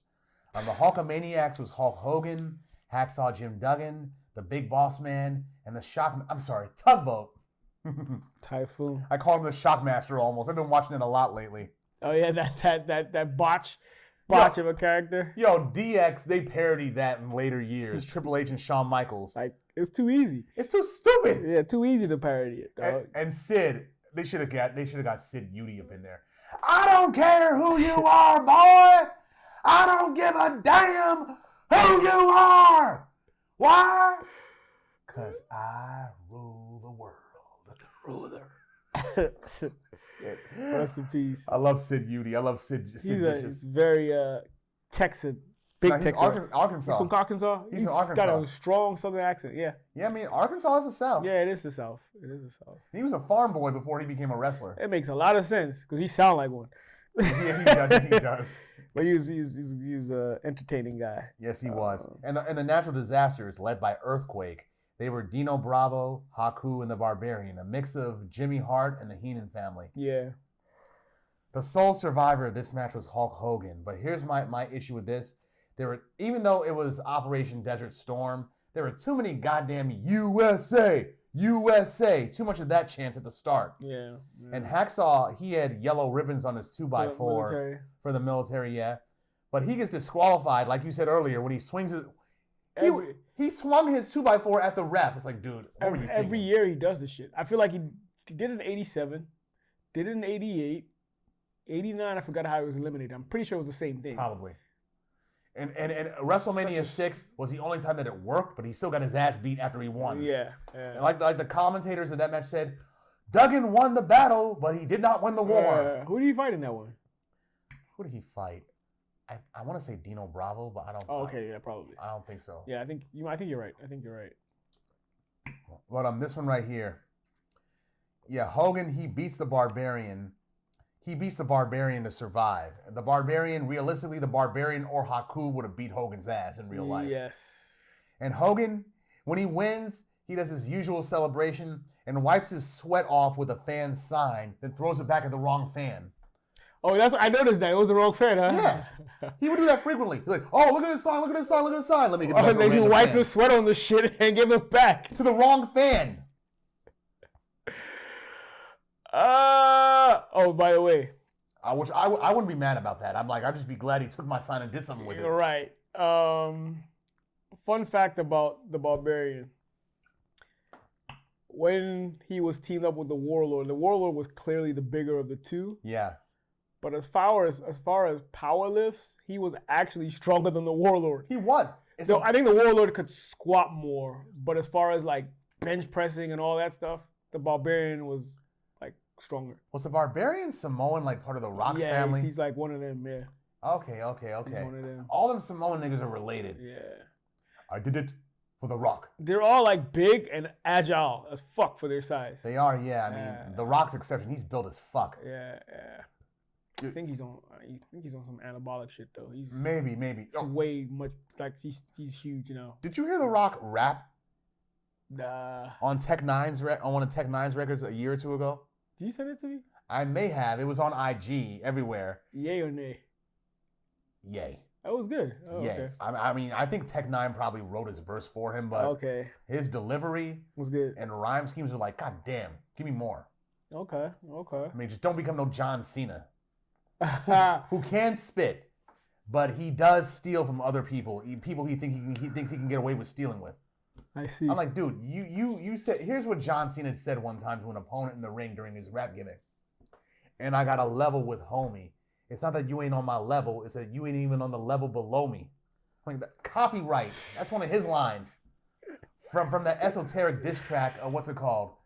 Extinction. Interesting. Like, dude, you thought people wouldn't catch that? Yeah, there's some hip hop fans out here, man. There are plenty. Pro wrestling, hip hop, and comic books, they're all related. Those cultures are all intertwined. They all got gimmicks of sorts. Yeah, gimmicks of sorts. Yeah. And they're like literally like staples. The gimmicks have little staples that represent who they are. And also look at Cody Rhodes, who's Dusty Rhodes' youngest boy. He's a comic nerd. I mean, fucking, he comes to the ring with like X-Men tights, Omega Red, Wolverine here. Wow, I stopped when he came out. So when he started wrestling, I wasn't watching. But that's dope. Neither was I. But what's it called? That's dope that he does that. I wasn't watching either. But when I started watching more about this guy and started watching his matches just to compare him to his daddy or his brother, it's like that's the first thing I know. It's like, wow. He does the kit. He's a fanboy. I mean, he's the kind of wrestler that would appear at Comic-Cons and actually just kick it with fans. He's probably a better wrestler too, I think. Than the Goldust or Dusty Rhodes? Yeah. Yeah, he is. I believe it. I mean, although Goldust, they've teamed up before, him and his brother, even though there's like a 16-year age difference. Yeah. And Goldust, he's funny. He's like, what's your opinion of The Rock? Fuck The Rock. He tried to beat up my brother. That's funny. He probably meant that facetiously. Yeah, of course. Yeah. But what else happened? Okay. Yeah, the Macho King Randy Savage. Like I said earlier, he did not participate. The GOAT. But he was interviewed, made a challenge to the Ultimate Warrior, even called him the Ultimate Chicken. Yep. Who else? The Alliance versus the Mercenaries. The Alliance, that was Nikolai Volkov who led the team, along with Tito Santana and the Bushwhackers. It's a very garbage team, but the Bushwhackers, they used to lick people's heads. And they call themselves Bushwhackers? Don't ask. Yeah. Yeah, they were just like a fan hyping gimmick. Yeah. Dum dum dum dum dum dum dum. Hey, cousin Luke, cousin Bunch. Yeah. One of them is deceased now, but they were part of that era that we. Were they actually brothers in real life? No. I think they were cousins. Cousins, though. Okay. Yeah, and they couldn't wrestle at all that much neither. Very annoying. Yeah, they were, but they were just fan favorites. Mm-hmm. Yeah, what's it called? Their team, or more accurately, Tito Santana was the sole survivor. They beat the Mercenaries, who were led by Sergeant Slaughter and had Boris Zukov and the Orient Express, Sato and Tanaka, along with Mr. Fuji and General Adnan. Mm-hmm. This match right here, Slaughter, he really played up his traitor gimmick. And he almost cleaned house. And his whole team comes out with camouflage paint on their faces. Mm-hmm. And the Alliance, they have no Americans in their gimmick at all. They have no Americans in them. Yeah. They didn't have any Americans. They got a Russian, a Mexican, and what's it called? New Zealand, or was it Australia? And 2 New Zealands or two Kiwis or Aussies, whatever the fuck. Yeah. They what else? I didn't even catch that. That's true. And there were 2 referees. 2 referees are in the match, and Slaughter, he thought he won, but when the real ref came out, he got disqualified and declared Tito Santana as the winner. Yeah. After Slaughter literally came back from a big deficit. Yeah, he did. I think it was 4-1 at one point. Addie's disease. Yeah, like the cartoon movie. An itty bitty ditty bag. Yeah. You're going nowhere, soldier. I love Sergeant Slaughter and G.I. Joe. We all go home when nobody goes home. Mm-hmm. And the funny, I had his action figure, and what's it called? He was literally the one figure that did not have a real profile on the back of his action figure card. Oh, really? Everything about him was classified. No real name, no place of birth, nothing. Yeah. I'm like, damn, dude. Like, is he that? He went that much of a specialist? Went toe to toe with the Nemesis Enforcer. Nemesis and Serpentor during Arise, Serpentor Arise. Slaughter was no bitch. Yeah, he was badass in the cartoon. That's why I love Slaughter. It's like he took on Serpentor by himself. Yeah. But the gobbledygooker that hatches and the fans hated it. Hoedowns with Mean Gene. He's won the heart of Hartford. No, he hasn't. No, he hasn't. If anything, he's causing what's it called, a blockage, artery blockage in Hartford. What are you talking about, dog? I'm telling people that you were really in the tape, not R. Kelly. R. Kelly should be released from jail. What are you talking about, man? I don't know what you're talking about. Dude, I go to a thrift store and I try to buy some blankets. What's it called? I know it's your piss on them blankets. What? Tell the truth, dog. You're the gobbledygooker, dog. What's it called? You were You're R. from Kelly. Connecticut, dog. I'm from here. I went to college in Connecticut, dog. It was you. I went to college in Connecticut. I'm homegrown right here in Maryland. Anyway, the grand finale. What the fuck are you doing? Buddy. Anyway, what's it called? The grand finale, the $1 Million Man and the Visionaries. Like I said before, the Visionaries, they were the first team ever to survive entirely intact against Hogan, the Ultimate Warrior, and Tito Santana. Well, bro, me and Tito Santana, we've been in here since day one, bro. And you didn't even try to help him because Tito Santana and the Warlord, they got it taken out very quick. Very quickly. Like the first minute. Mm-hmm. Yeah, Rick Martel deliberately quit. Yeah, he walked out. And the sole survivors were just the Ultimate Warrior and Hogan. It was such a terrible match. That's why they never brought the concept back. Yeah, I think so. I think that's probably why. Yeah. Yes. Yeah. They went to singles matches next year and for subsequent years, and that was better. Yeah. Although when they brought the traditional one back, I think in '94, it was actually good. Although I will say, what's it called for the next year's Survivor Series? 92. 91. Oh, 91. Yeah.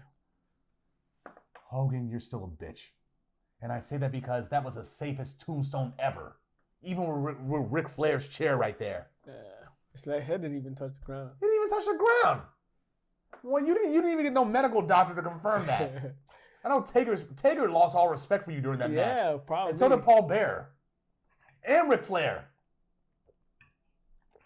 Yeah. That match is what made me a Taker and Ric Flair fan. I love it.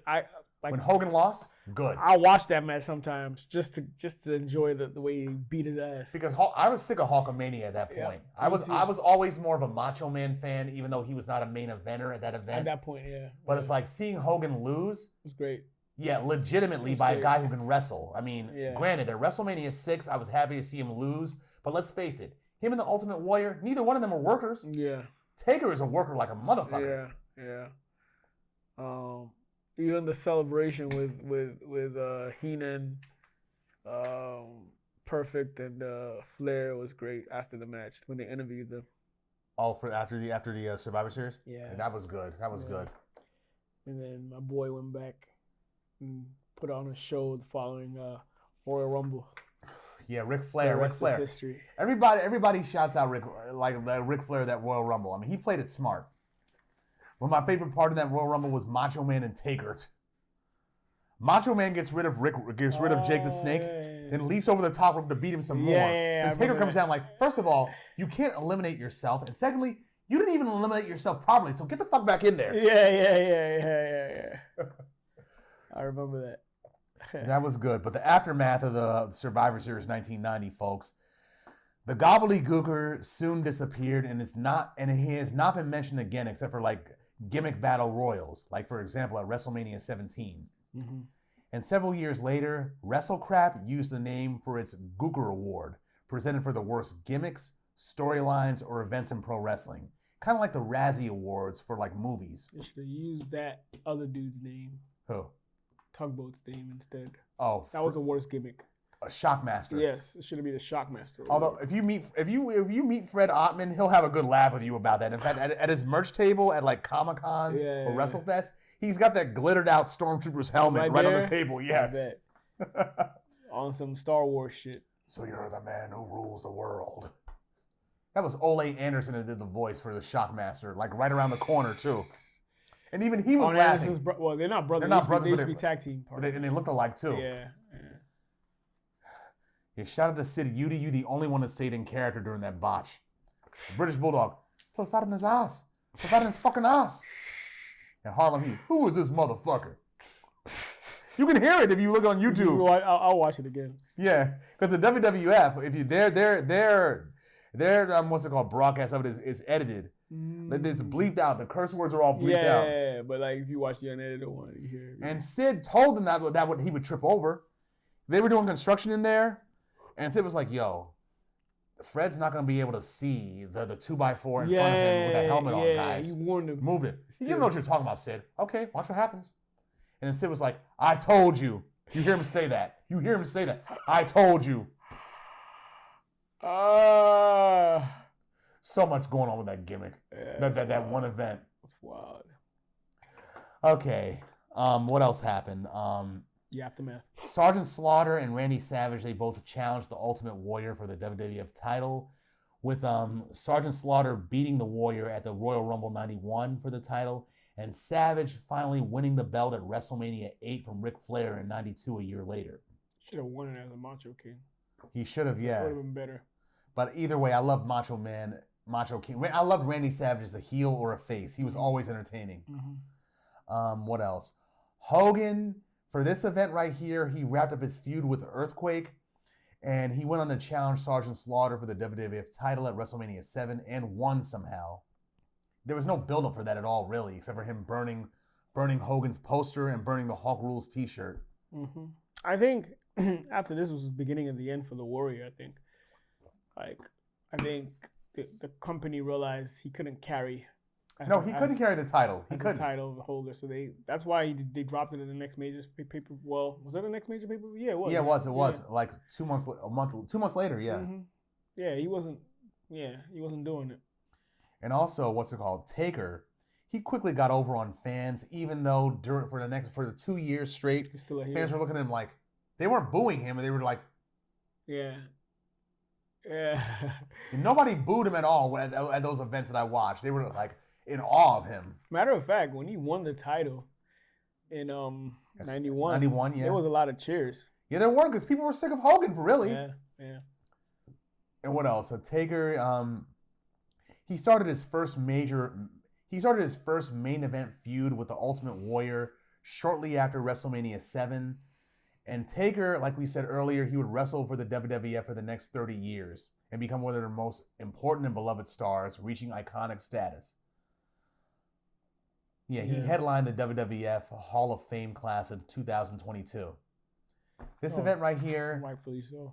This event right here, they were the previous 3 Survivor Series. They were better, I thought. I think so. I mean, they started going. They didn't get progressively worse, but the quality was declining. Yes, and it showed. Starting in '89, I think. Which is why in '91 they started with singles events. Mm-hmm. And of course, there's the most infamous Survivor Series, '97, the Montreal Screwjob. Oh yeah. Even though I did think they had success bringing to traditional tag in '94, that was actually a good Survivor Series. That was here, wasn't it? In Landover. It was, wasn't it? I wasn't in America yet. At the Capitol Center US Air Arena, 94, 95, one of them. Yeah. I wish I could have got to that. The '94 one was good. It was good. Or was it 93? It was 94. What was the event where Bret Hart had all of his brothers in there? It was 94. And Owen got like, what's it called, eliminated, and no one paid attention? He was mad. It was 94. Or was it either 93 or 94? And he came out, like, grabbed Bret off the top terminal. What was WrestleMania 10? What year? WrestleMania 10? Was that 90? 7 was 91. 8 was 92. 94. Oh, so it was 93 then. WrestleMania 10 was 94. So it was 93 when they brought back the traditional tag. And then suppose, that's when Owen was the only one that got eliminated, I think. Yeah, and then he got mad with his brothers. Yeah, so like in 94, he fought Bret and won. Yeah. In the Royal Rumble. Because before that, he was still a face, and what's it called? He was supposed to fight Razor Ramon. Was it Royal Rumble that he fought, or was it WrestleMania? Royal Rumble. Royal Rumble, right? Yeah. Hey, yo, Roski. Daddy teach you that one, man? That's how it sounds. I don't know if he actually said it. Yo, Roski. Daddy teach you that one, man? Huh? Did Daddy teach you that one, man? Oh, shit. They both sold it, and then he just threw the toothpick right in his face. Yeah. Razor Ramon was a bully. I love it. I love it. I love it. I love it, man. He's an asshole. Terrific one, too. Your daddy I'm here for it. Your daddy teach you that one, man? Ask it. Your daddy teach you that one? And that was Raymond Rougeau interviewing Owen Hart before that. Yeah, exactly. Canadians. And they both sold it really well, the whole interview. And then, what's it called? Like Raymond Rougeau gets out of the way as soon as he sees Razor coming with the clothesline. Yeah. Threw a trash can on him and everything. And this is when Owen was part of High Energy. Yeah. Him and Coco Beware. It was originally him and Neidhart, and then.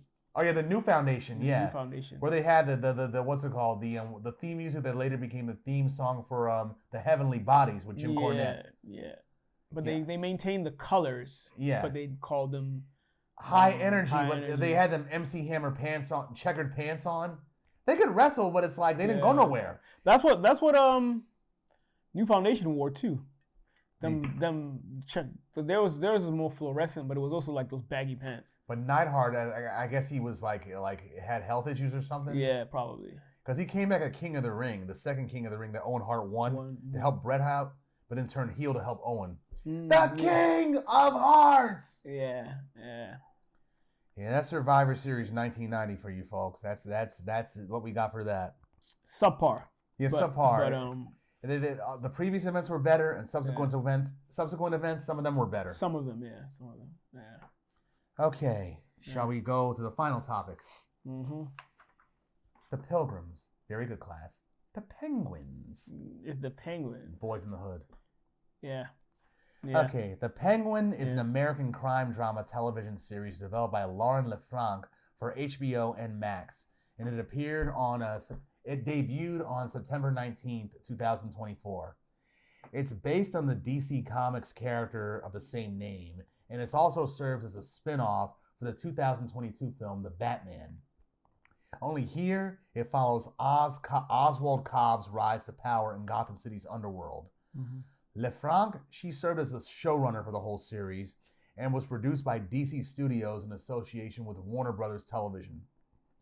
They had this idea back in 2021 before the Batman even debuted months later in 2022. Oh, really? Yeah. And Max ordered it in 2022 when the Batman was released. And the film's director, Matt Reeves, he supervised the writing and was involved in hiring the creative team. But the filming for The Penguin began in March of 2023 in New York, but got halted because of the Hollywood labor disputes.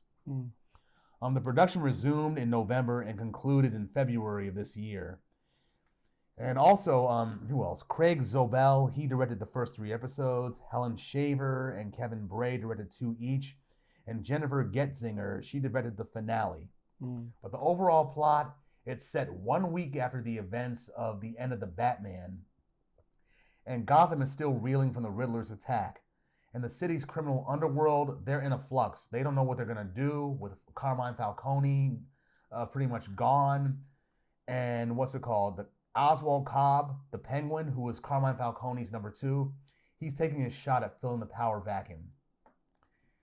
Now, while the Batman was darker and edgier than any previous big screen adaptations of the film, it was still within the PG-13 guidelines. And the Penguin was rated TV-MA. That's basically TV's equivalent of a rated R rating.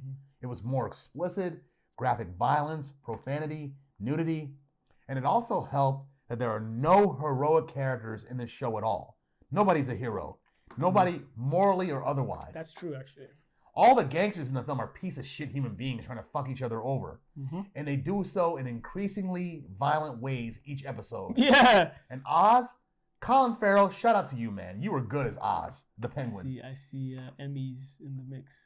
I see Emmy Awards for him and for the makeup department. That prosthesis was good as fuck. Yeah. And he made himself sound like a straight up New York Italian gangster. Yeah, killed it. The fuck you doing? Ma! They don't know your fucking name. Lies! Yeah. You're confused, ma! Yeah. It's a disease talking to you. Fuck you! Yeah. Oh, man, he killed it. He killed it. Colin Farrell is a really good actor. Yeah. I mean, what's it called? He, in this shit right here, proved how... Not proved, but he already proved how versatile he was years ago doing an American accent. But this right here, with like prosthesis and everything. Yeah. Oh, I showed you the video on IG. Yeah, where after he was thanking the cast and crew. Yeah. I'm not going to miss the prosthesis or the fucking voice. Yeah. But I really am humbled to be able to have this opportunity. Killed it. He was. He killed that shit. Like, this is one of the best shows I've seen this year. Me too. I mean, it's up there. I got into it during around the time of episode number 3 and caught up really quick. Yeah. But yeah, good. same. I think it was episode 4, and when I started watching, I was like, nah, this joint is legit. One of the things that Colin Farrell tried to do was he tried to get to make it so that the Penguin would be like a tobacco smoker, smoke cigarettes or cigars or something. Mm-hmm. In the 2022 film, he couldn't get them to do that. But here in the Penguin, they allowed his character to smoke cigars. Cristin Milioti, Colin Farrell and Cristin Milioti, who played Sofia Falcone. Killed. Those two definitely deserve some noms. She's a scene stealer. Cristin Milioti's a fucking scene stealer. She is. She needs some noms too. She was nice with it. I mean, I liked her when I first saw her in 2014 in The Wolf of Wall Street. Yeah. With opposite of DiCaprio. But Jordan, you're not a stock boy. You're a stockbroker. Yeah. And Black Mirror during the episode of USS Callister. Oh yeah, she's in there too. But here she was dope as fuck. Did you see the Penguin? When all the actors came to the premiere and she wore that metallic dress and don't look like she got no panties on. Nah, I didn't. Yeah, you look it up. That metallic. She killed it in that metallic dress, and she can act. She's nice. Nah, like I said, I'll be shocked if either one of them don't get noms in the Emmys. And then what's the other one that does shows? I know Emmys is one, and there's another. Golden Globes. Tony does movies, stage. Right? Tony's a stage actor. Okay. Golden Globes. Golden Globes. Yeah. They're definitely gonna get some noms because they kill their roles. And also, who was it that coined the term EGOT? Emmy, Grammy, Oscar, Tony. Philip Thomas. Oh yeah. Philip Michael Thomas from Miami Vice, the original Miami Vice. He played Tubbs. He coined that term. I want to get the EGOT. Instead, what's he doing? Being on Dionne Warwick's Psychic Friends Network commercials. And his son was actually on Love Without Borders with Naeem. Really? His son was one of the people on there, yeah. Was he the one that went to Ghana? Mm-hmm. That was him. Okay. That was one of Philip Michael Thomas's many sons. I see. Who else was in here, though? Renzi Feliz played Victor Aguilar. AKA The Weeknd. Yeah, He reminds me of The Weeknd. Mark Strong. Yeah, John Turturro, he didn't want to reprise his role as Carmine Falcone for this show because he didn't like the way that women are portrayed in there at all as like objects or being like, being abused and shit. So Mark Strong, he plays Carmine Falcone in the flashbacks. Michael Kelly, who played Doug Stamper on House of Cards, he plays Johnny Vitti. Shore Agdashlu, Nadia Maroni, she's Sal Maroni's wife. And Sal Maroni, Clancy Brown, shout out to you, Clancy Brown. You've been in more DC Comics productions as an actor and a voice actor than anybody else. Shout out to you. And he was the Kurgan in the first Highlander film. Which one is the therapist dude that looks like Rush? He's low-key becoming... Julian Rush, Theo Rossi. He was in Marvel's Luke Cage as well. Oh, yeah. Yeah, he was. He's tipped to become Scarecrow. Yeah, that's what people thought. Yeah, that's what people think, yeah. But given how disjointed the DC Comics universe is... Don't count on it. I don't think they're...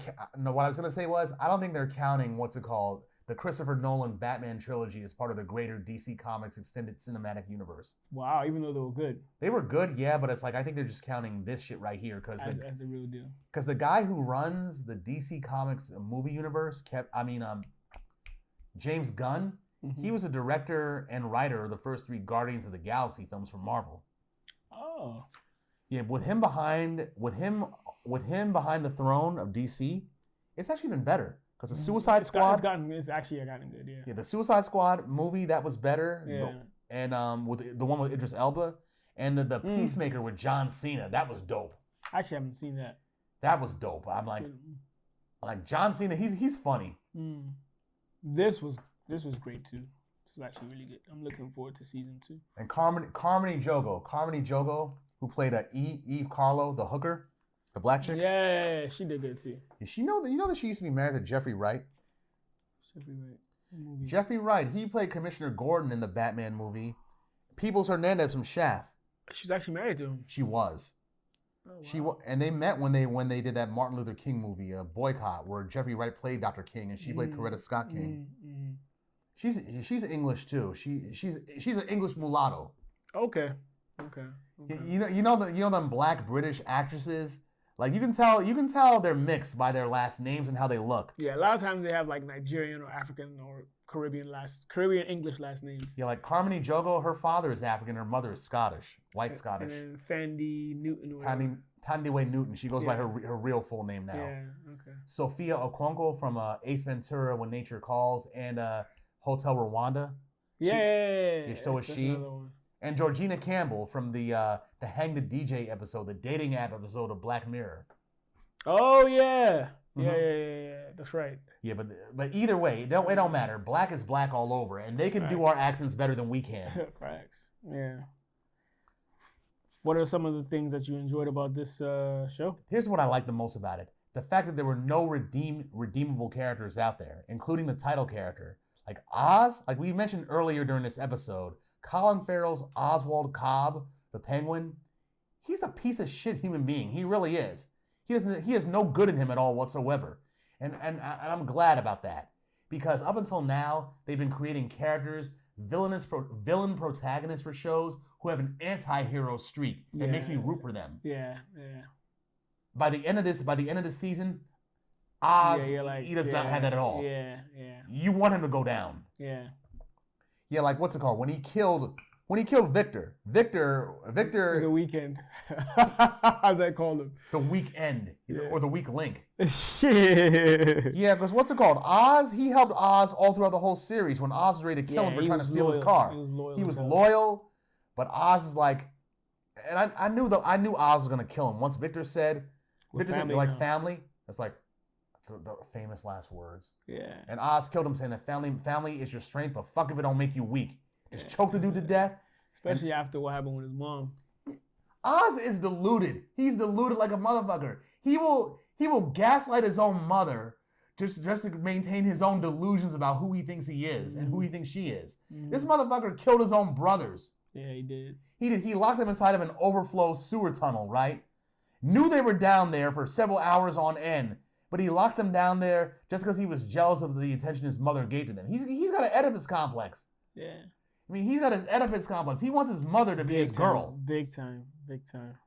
And his mother knew what he did, too. And even tried to contract out to the local gangster, Rex Calabrese, to have him killed. Yeah. But during that episode, the finale, Rex, he said something that ties back to the end of the episode, given Oz's actions.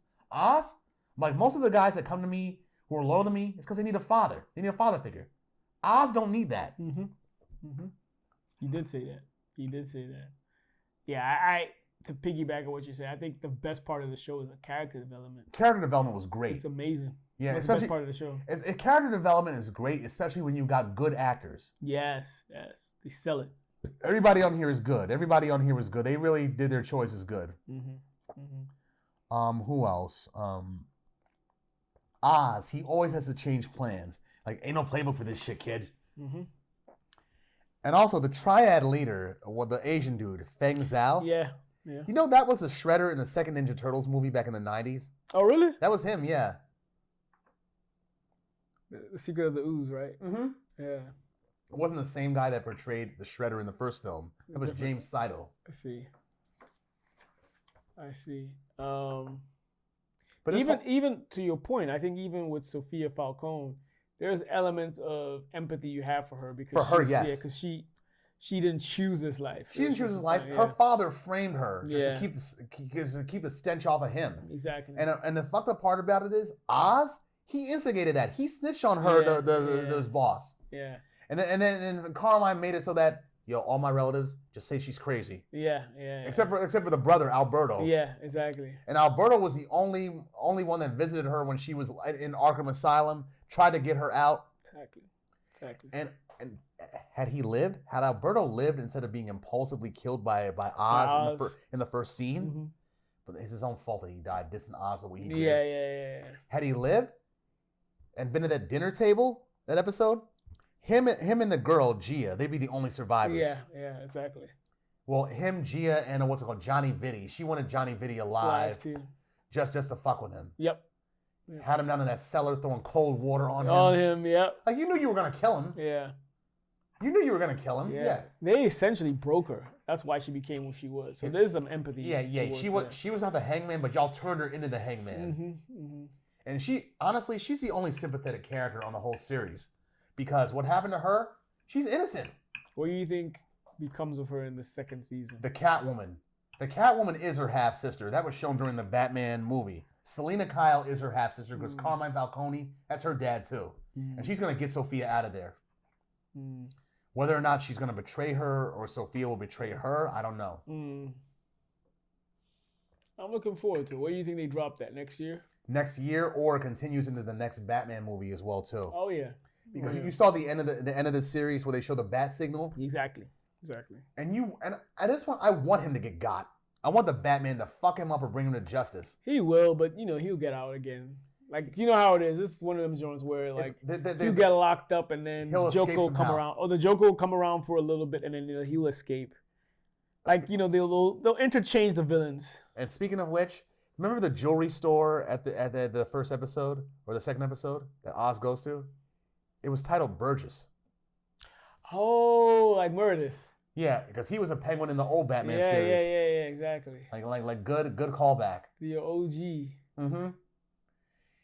Although I will say for the Batman series, for the Batman movie, I'm glad they made the Riddler the villain, not the Joker, because it brought Batman back to the whole detective aspect of his character. Yeah. They abused the Joker a little bit. They need to let him come bring him back. Too much. Joaquin Phoenix, Jared Leto in a Suicide Squad movie. What the fuck was that? I know. He got more play during the promotion for the movie than he did in the movie itself. Yeah, I had high hope for him with the promotion, and when I saw it, I was underwhelmed. Yeah, they just used him as a promotional tool.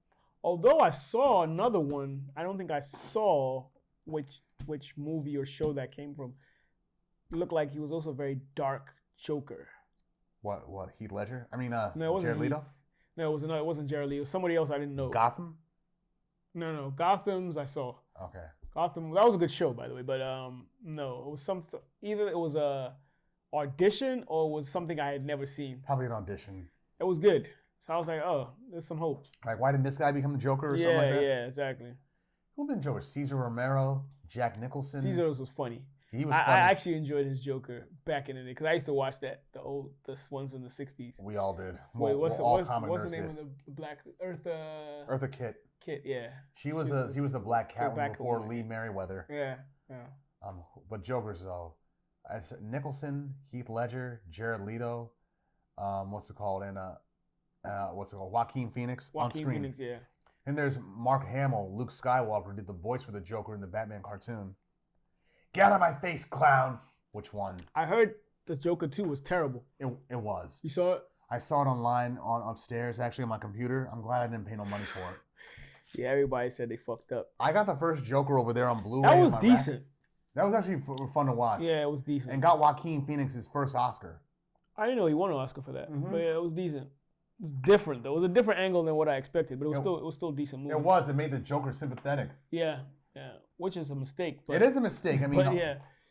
It's only like a handful of villains that you can actually make sympathetic. The Joker is not one of them. Not one of them.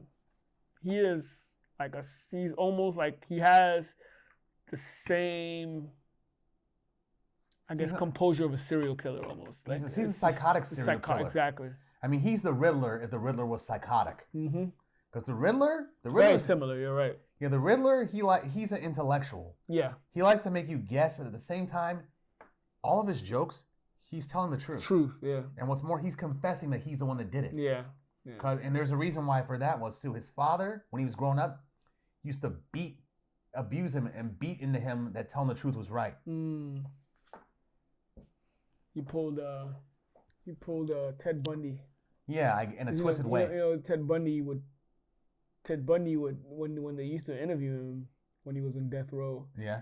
He would describe some of his murders without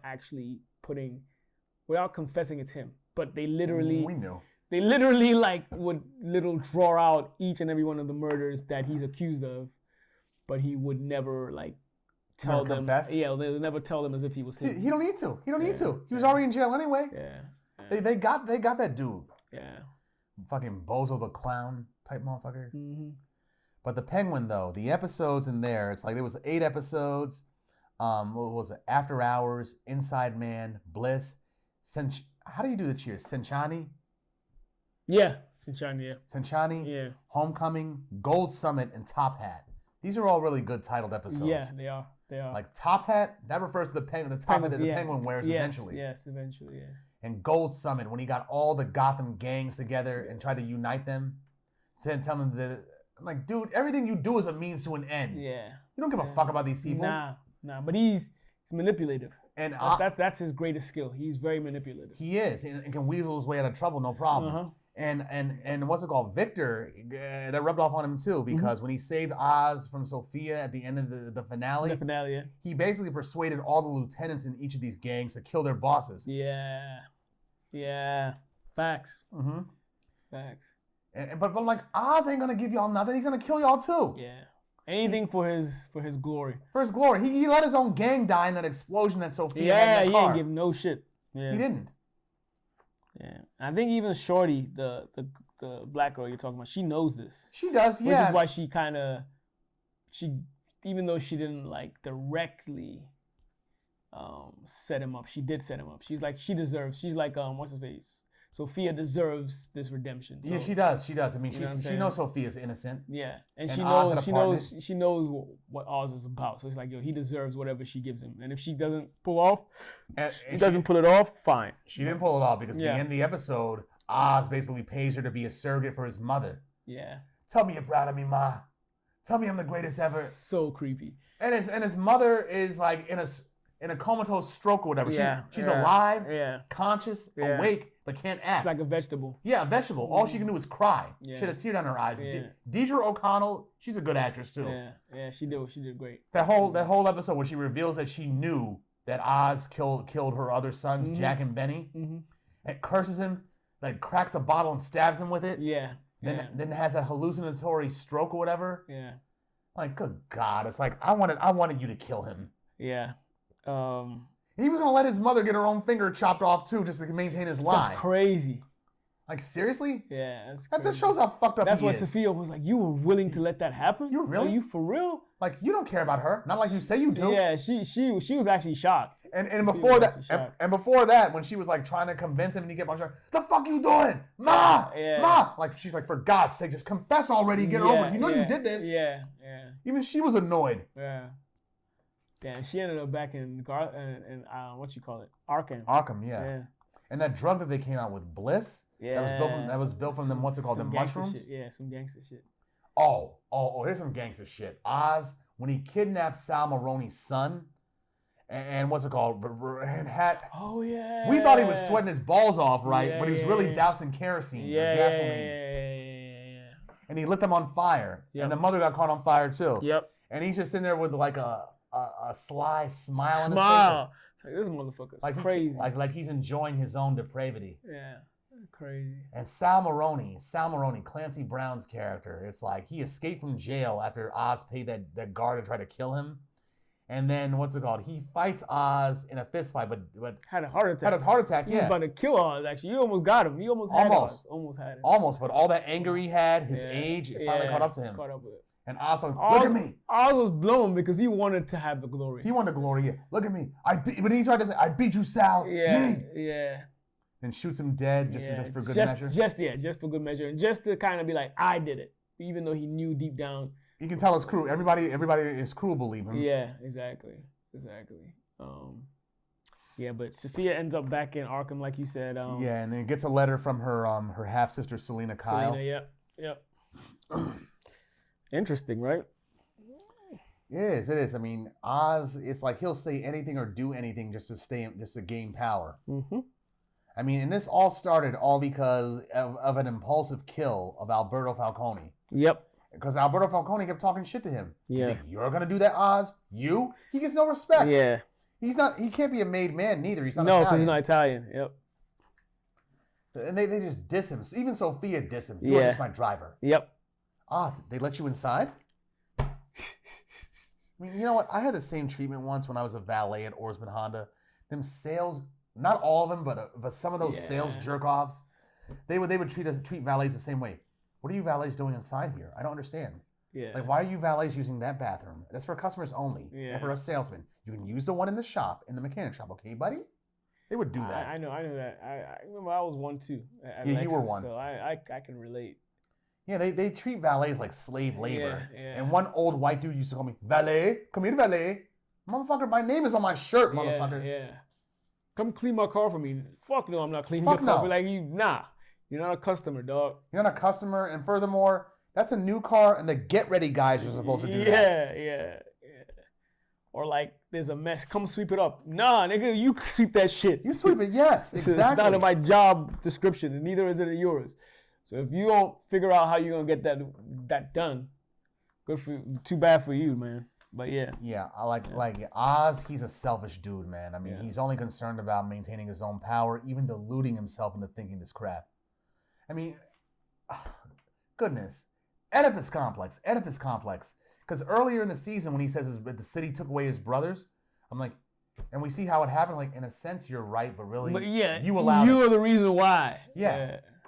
You let them drown down there all because you wanted your mother to yourself. Mm-hmm. And the mother was ready to have him killed at that club or that jazz club or whatever. Yeah. But then decided against it because Oz, he has a silver tongue. Absolutely. Work stuff. That's his, it's his best attribute. It is. Best attribute, for sure. And he's encountered the Batman before, the Robert Pattinson Batman in the Batman movie, but come the next event, he's going to get got. Yeah, definitely. But I will give Oz this. Oz, he's not a bitch. He's not a bitch. Nah. He can fight. Yeah. He's a liar and a manipulator and a thief, but what's it called? He can fight and shoot his way out of shit. He's a big gutter, yeah. And when he got his mother out of that place, whatever, put her over his shoulder and got in his car and shot his way out of there, it's like, good God, you should have been dead. Yeah. What else is there? Favorite scene? My favorite scene. But do you have more notes? Got plenty of notes here, fam. Plenty of notes here. Okay. So once you get through that, we could address your favorite scene. We ain't gotta go through all this. I mean, okay. Oz is lonely at the top by the end of the episode. By the end of the series. Mm-hmm. Yeah, I mean, he's in a massive tuxedo in a top hat. All he's missing is one of those monocles, like the like the traditional penguin has. Yeah. And also, Oz, even though he's not deformed, but he's also not a looker either. Yeah. He's not like Danny DeVito's penguin in Batman Returns. Yeah. Or Burgess Meredith's penguin in the old Batman TV series. Yeah, this is more of a grounded, dark, and down to earth kind of penguin. Gritty, yes, gritty. Very, very gritty. Yeah. Because Danny DeVito's penguin, he was more childlike, infantile. Yeah. Like he wore a onesie, was constantly slobbering. Yeah. Ate his food raw. Yeah. Had basic sexual desires. Yeah, that motherfucker was a perv like shit. I'd like to fill her void. He was trying to clap Catwoman the whole movie. He's like, just the pussy I've been looking for. Yeah. You lousy minx! I'd have you spayed. I know. Oh my gosh. And he was trying to. Yeah. Or what do we else have? What do we have in common? Naked, sexual charisma. Yep. Batman. Yeah. That was good too. That was actually good in a different way. Also when the Catwoman theme that was from either the Dark Knight Rises or that Halle Berry Catwoman movie, or my bad, the Batman movie itself, where Zoe Kravitz played the Catwoman. Yeah. Her theme, a very subtle version of her theme, was playing in the scene where Sofia gets a letter from Selena Kyle. Oh, when she's in Arkham, back in Arkham at the end of the series. Yeah, okay. And he threw Vic's ID in the lake. He took his ID, just making it so that he becomes an anonymous nobody. Yeah. Yeah, Oz is just really fucked up. Behave like a serial killer. He is a psychopath. He is a psychopath. The guy killed his own brothers so he can have his own mother to himself. Like, I can't get down there. Have fun getting out. And Gotham City supposed to be NYC? No, I think it's Chicago. They did that for the Christopher Nolan series, yes, because Christopher Nolan, even though he's British, he's actually American-born in Chicago. Yeah, I think the original concept was from Chicago. I suppose. But this one definitely has NYC vibes. It does, all over. I agree. Like these like Oz making him sound like an Italian. Yeah. And the Falcones. Yeah. And Cristin. But to be fair, Chicago was a huge Italian hub too. It was. Al Capone. Yeah. Once upon a time. Back during the Depression. Yeah. So, but yeah, that's what I read, that the original Gotham was modeled after Chicago. Another scene I like, when Sofia burned down the Falcone mansion. Oh, that. She had like 5 cigarettes in her mouth. That was my second favorite scene. My first favorite scene was when she gassed him. Oh yeah, I did not expect. Well, you know what? I knew she was gonna do something when she took the little girl out the house. Yeah. But what exactly? Yeah. You killed all. Well, you know what? She's gangster. I was sitting there like, you know what? I'm not even mad at you, because they all conspired to put you in there. Yeah. Put you in Arkham when you didn't deserve to be in there. Shit was gangster. Yeah. What else? What else is going on? It's gonna be interesting to see what happens between her and the Catwoman. Not even the Catwoman, but what becomes of her and Oz later. When she gets out, she's gonna get out. She has to. Yeah, that's gonna be interesting. I think she might get exonerated for being the hangman, but that's not gonna do something to help her mental state. Yeah, no, of course not. She went through way too goddamn much. She's broken, bro. She is, and she got a glimpse of how broken she was when she went to go visit Gia in that little little custody mental facility or whatever. Yeah. Because even Dr. Rush said, "You want me to take care of her?" Fuck no. What are you talking about? Yeah. Because when Sofia leaves, she has a tear in her eyes and realizes, I'm doing things my father did. Yeah. Fuck him. Exactly. And she burned down the mansion, and with all them cigarettes in her mouth, while a really creepy rendition of, well, not Nirvana's "Where Did You Sleep Last Night," because Nirvana's version is a cover as well too. Oh, it is, isn't it? Yeah. But they got the most well-known version because of their live performance at MTV Unplugged back in 93 or 94. Yeah. But they had that creepy-ass version in there. Sofia burns down the mansion. Like, this is a good backdrop. Yeah. And also, Cristin Milioti, she's a comic nerd herself too, somewhat. Oh. Because she used to, when she was a little girl, she used to ride around on her bike wanting to be the Riddler's daughter. I'm like, good. Because what's it called? Because now you're going to be invited to Comic-Cons, and fanboys like me are going to be drooling over you. Go get her, Si. I'm gonna meet her. Yeah. I'm going to try to go one of these days when you go. Just let me know ahead of time. I will. I mean, and I'll tell you something else. When I go to Comic-Cons now, it's not even for the comic books anymore. It's for like the entertainment that comes with it. For the most part, yeah. I mean, if I need some issues, I got a list with me, but that's not primarily why I go no more. Like, what's it called? Whoever the celebrities are there, the cosplay is one of the best parts. That's what I heard. It's fire. Because one of my boys goes. Because of all the detail and research that these motherfuckers put into their costumes, and staying in character too. It's sick. Yeah. I met this one dude at a Baltimore Comic-Con back in 2000. What year was it? 2009, when I went with my nephew. Yeah. This one dude looked like Arnold Schwarzenegger at the end of T2. Like the fucked up face, torn up face, damn, one arm. Yeah. Like, good. That's sick makeup and whatever they did. The prosthesis and everything, yeah. I had to get a picture of myself with him. That shit was good. Yeah, gotta see that later. Post that joint on for the viewers later. I will when I find it. Yeah, I got it on my computer somewhere. Definitely. But the Penguin, whether they continue that as a season 2 or in the Batman sequel, I'm looking forward to it because Colin Farrell, he's going to be back for 3 or 4 more times now. At least an 8 out of 10. I recommend everybody to go watch it. I do recommend it too. One of the best shows I've seen this year. Yeah, and they've been shows like Shogun, which was legendary too, but like this was up there. And also, what else? Blue Bloods, the NYPD police procedural drama on CBS. Good. 2 more episodes left for the series. It's good, huh? I liked it better during the first 6 seasons because afterwards it became more of a semi-lighthearted, family-friendly show.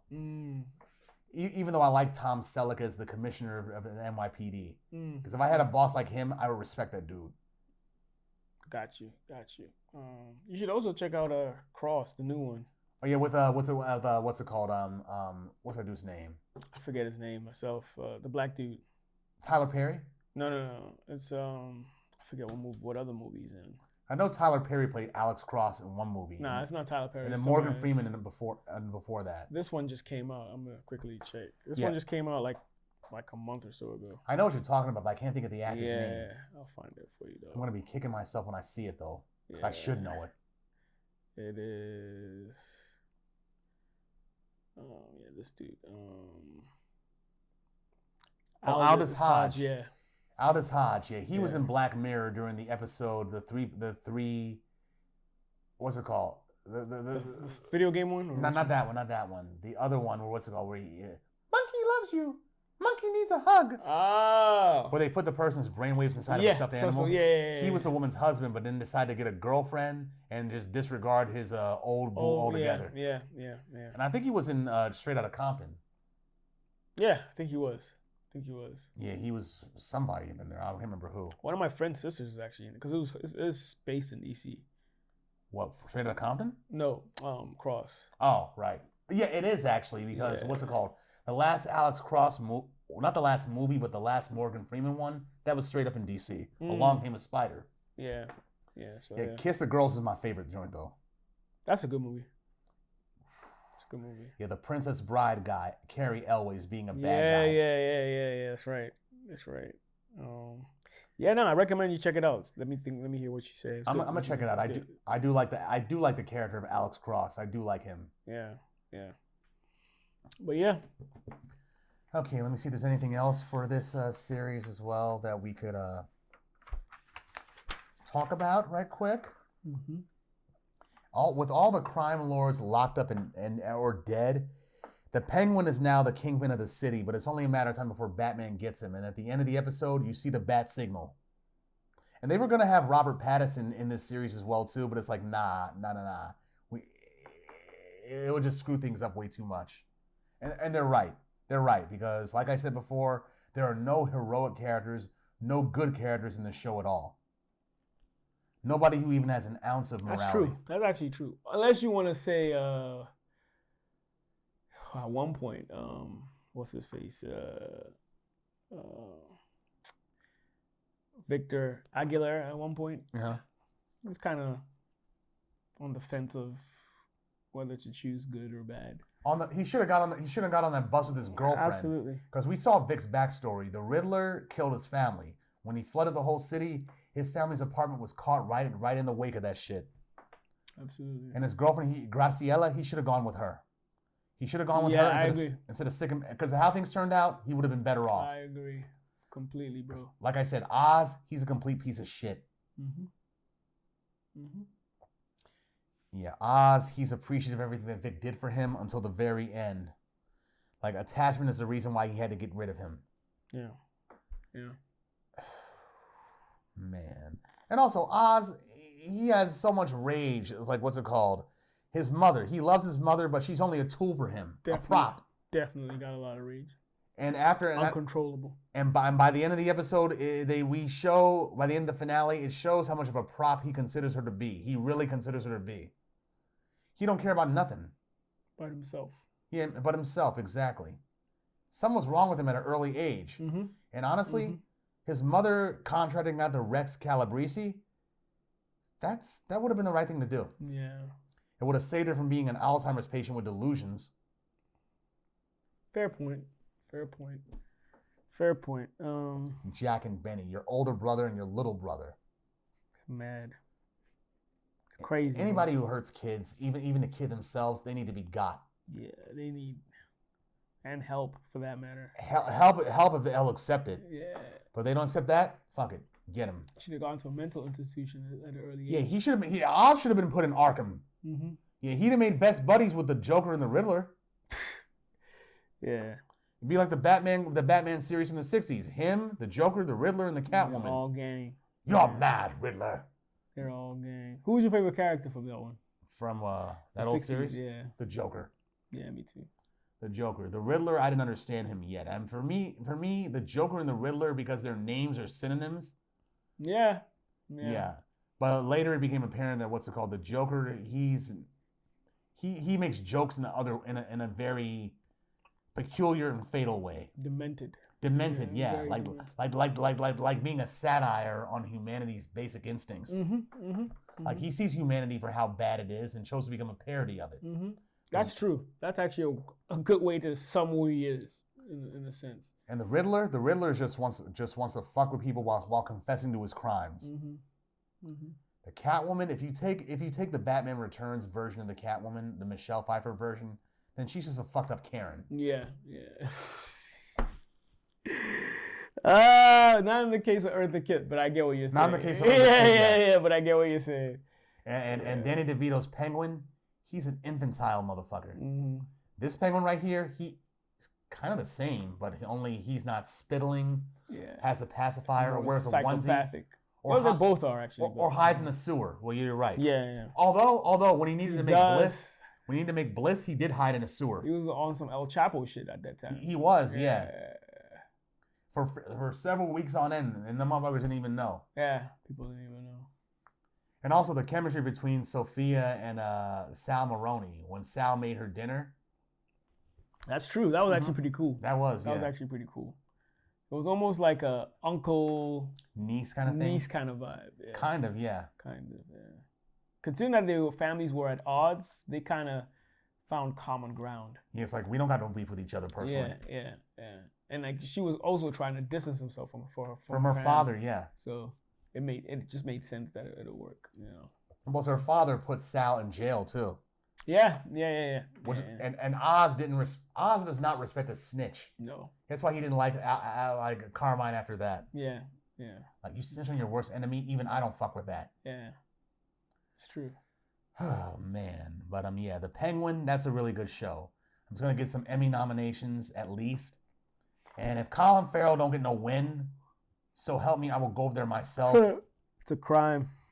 Something. I'll go there myself and do something. You gotta win something, man. That was incredible. I'll be like one of them Italian niggas from The Sopranos. Like if they don't get their way, like covertly pull a gun to the person's head, and the next day they change their tune.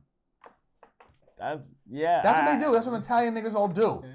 And it works on TV, but probably not in real life anymore. Like, dude, it's like there's also in Power season 1. They follow that same trend. What's it called? When Raina, Ghost and Tasha's daughter, didn't get the part in that school play or whatever, and Tasha went up to the principal and basically threatened them or bribed him to get her way. Yeah. Ghost caught feelings about it. Like, no, our daughter needs to learn how to lose at some point. Take rejection. Yeah. Take rejection, yeah. Because even though what we do, we can't use it like that. Yeah. I mean, you got a point with that. I agree with that. That's true.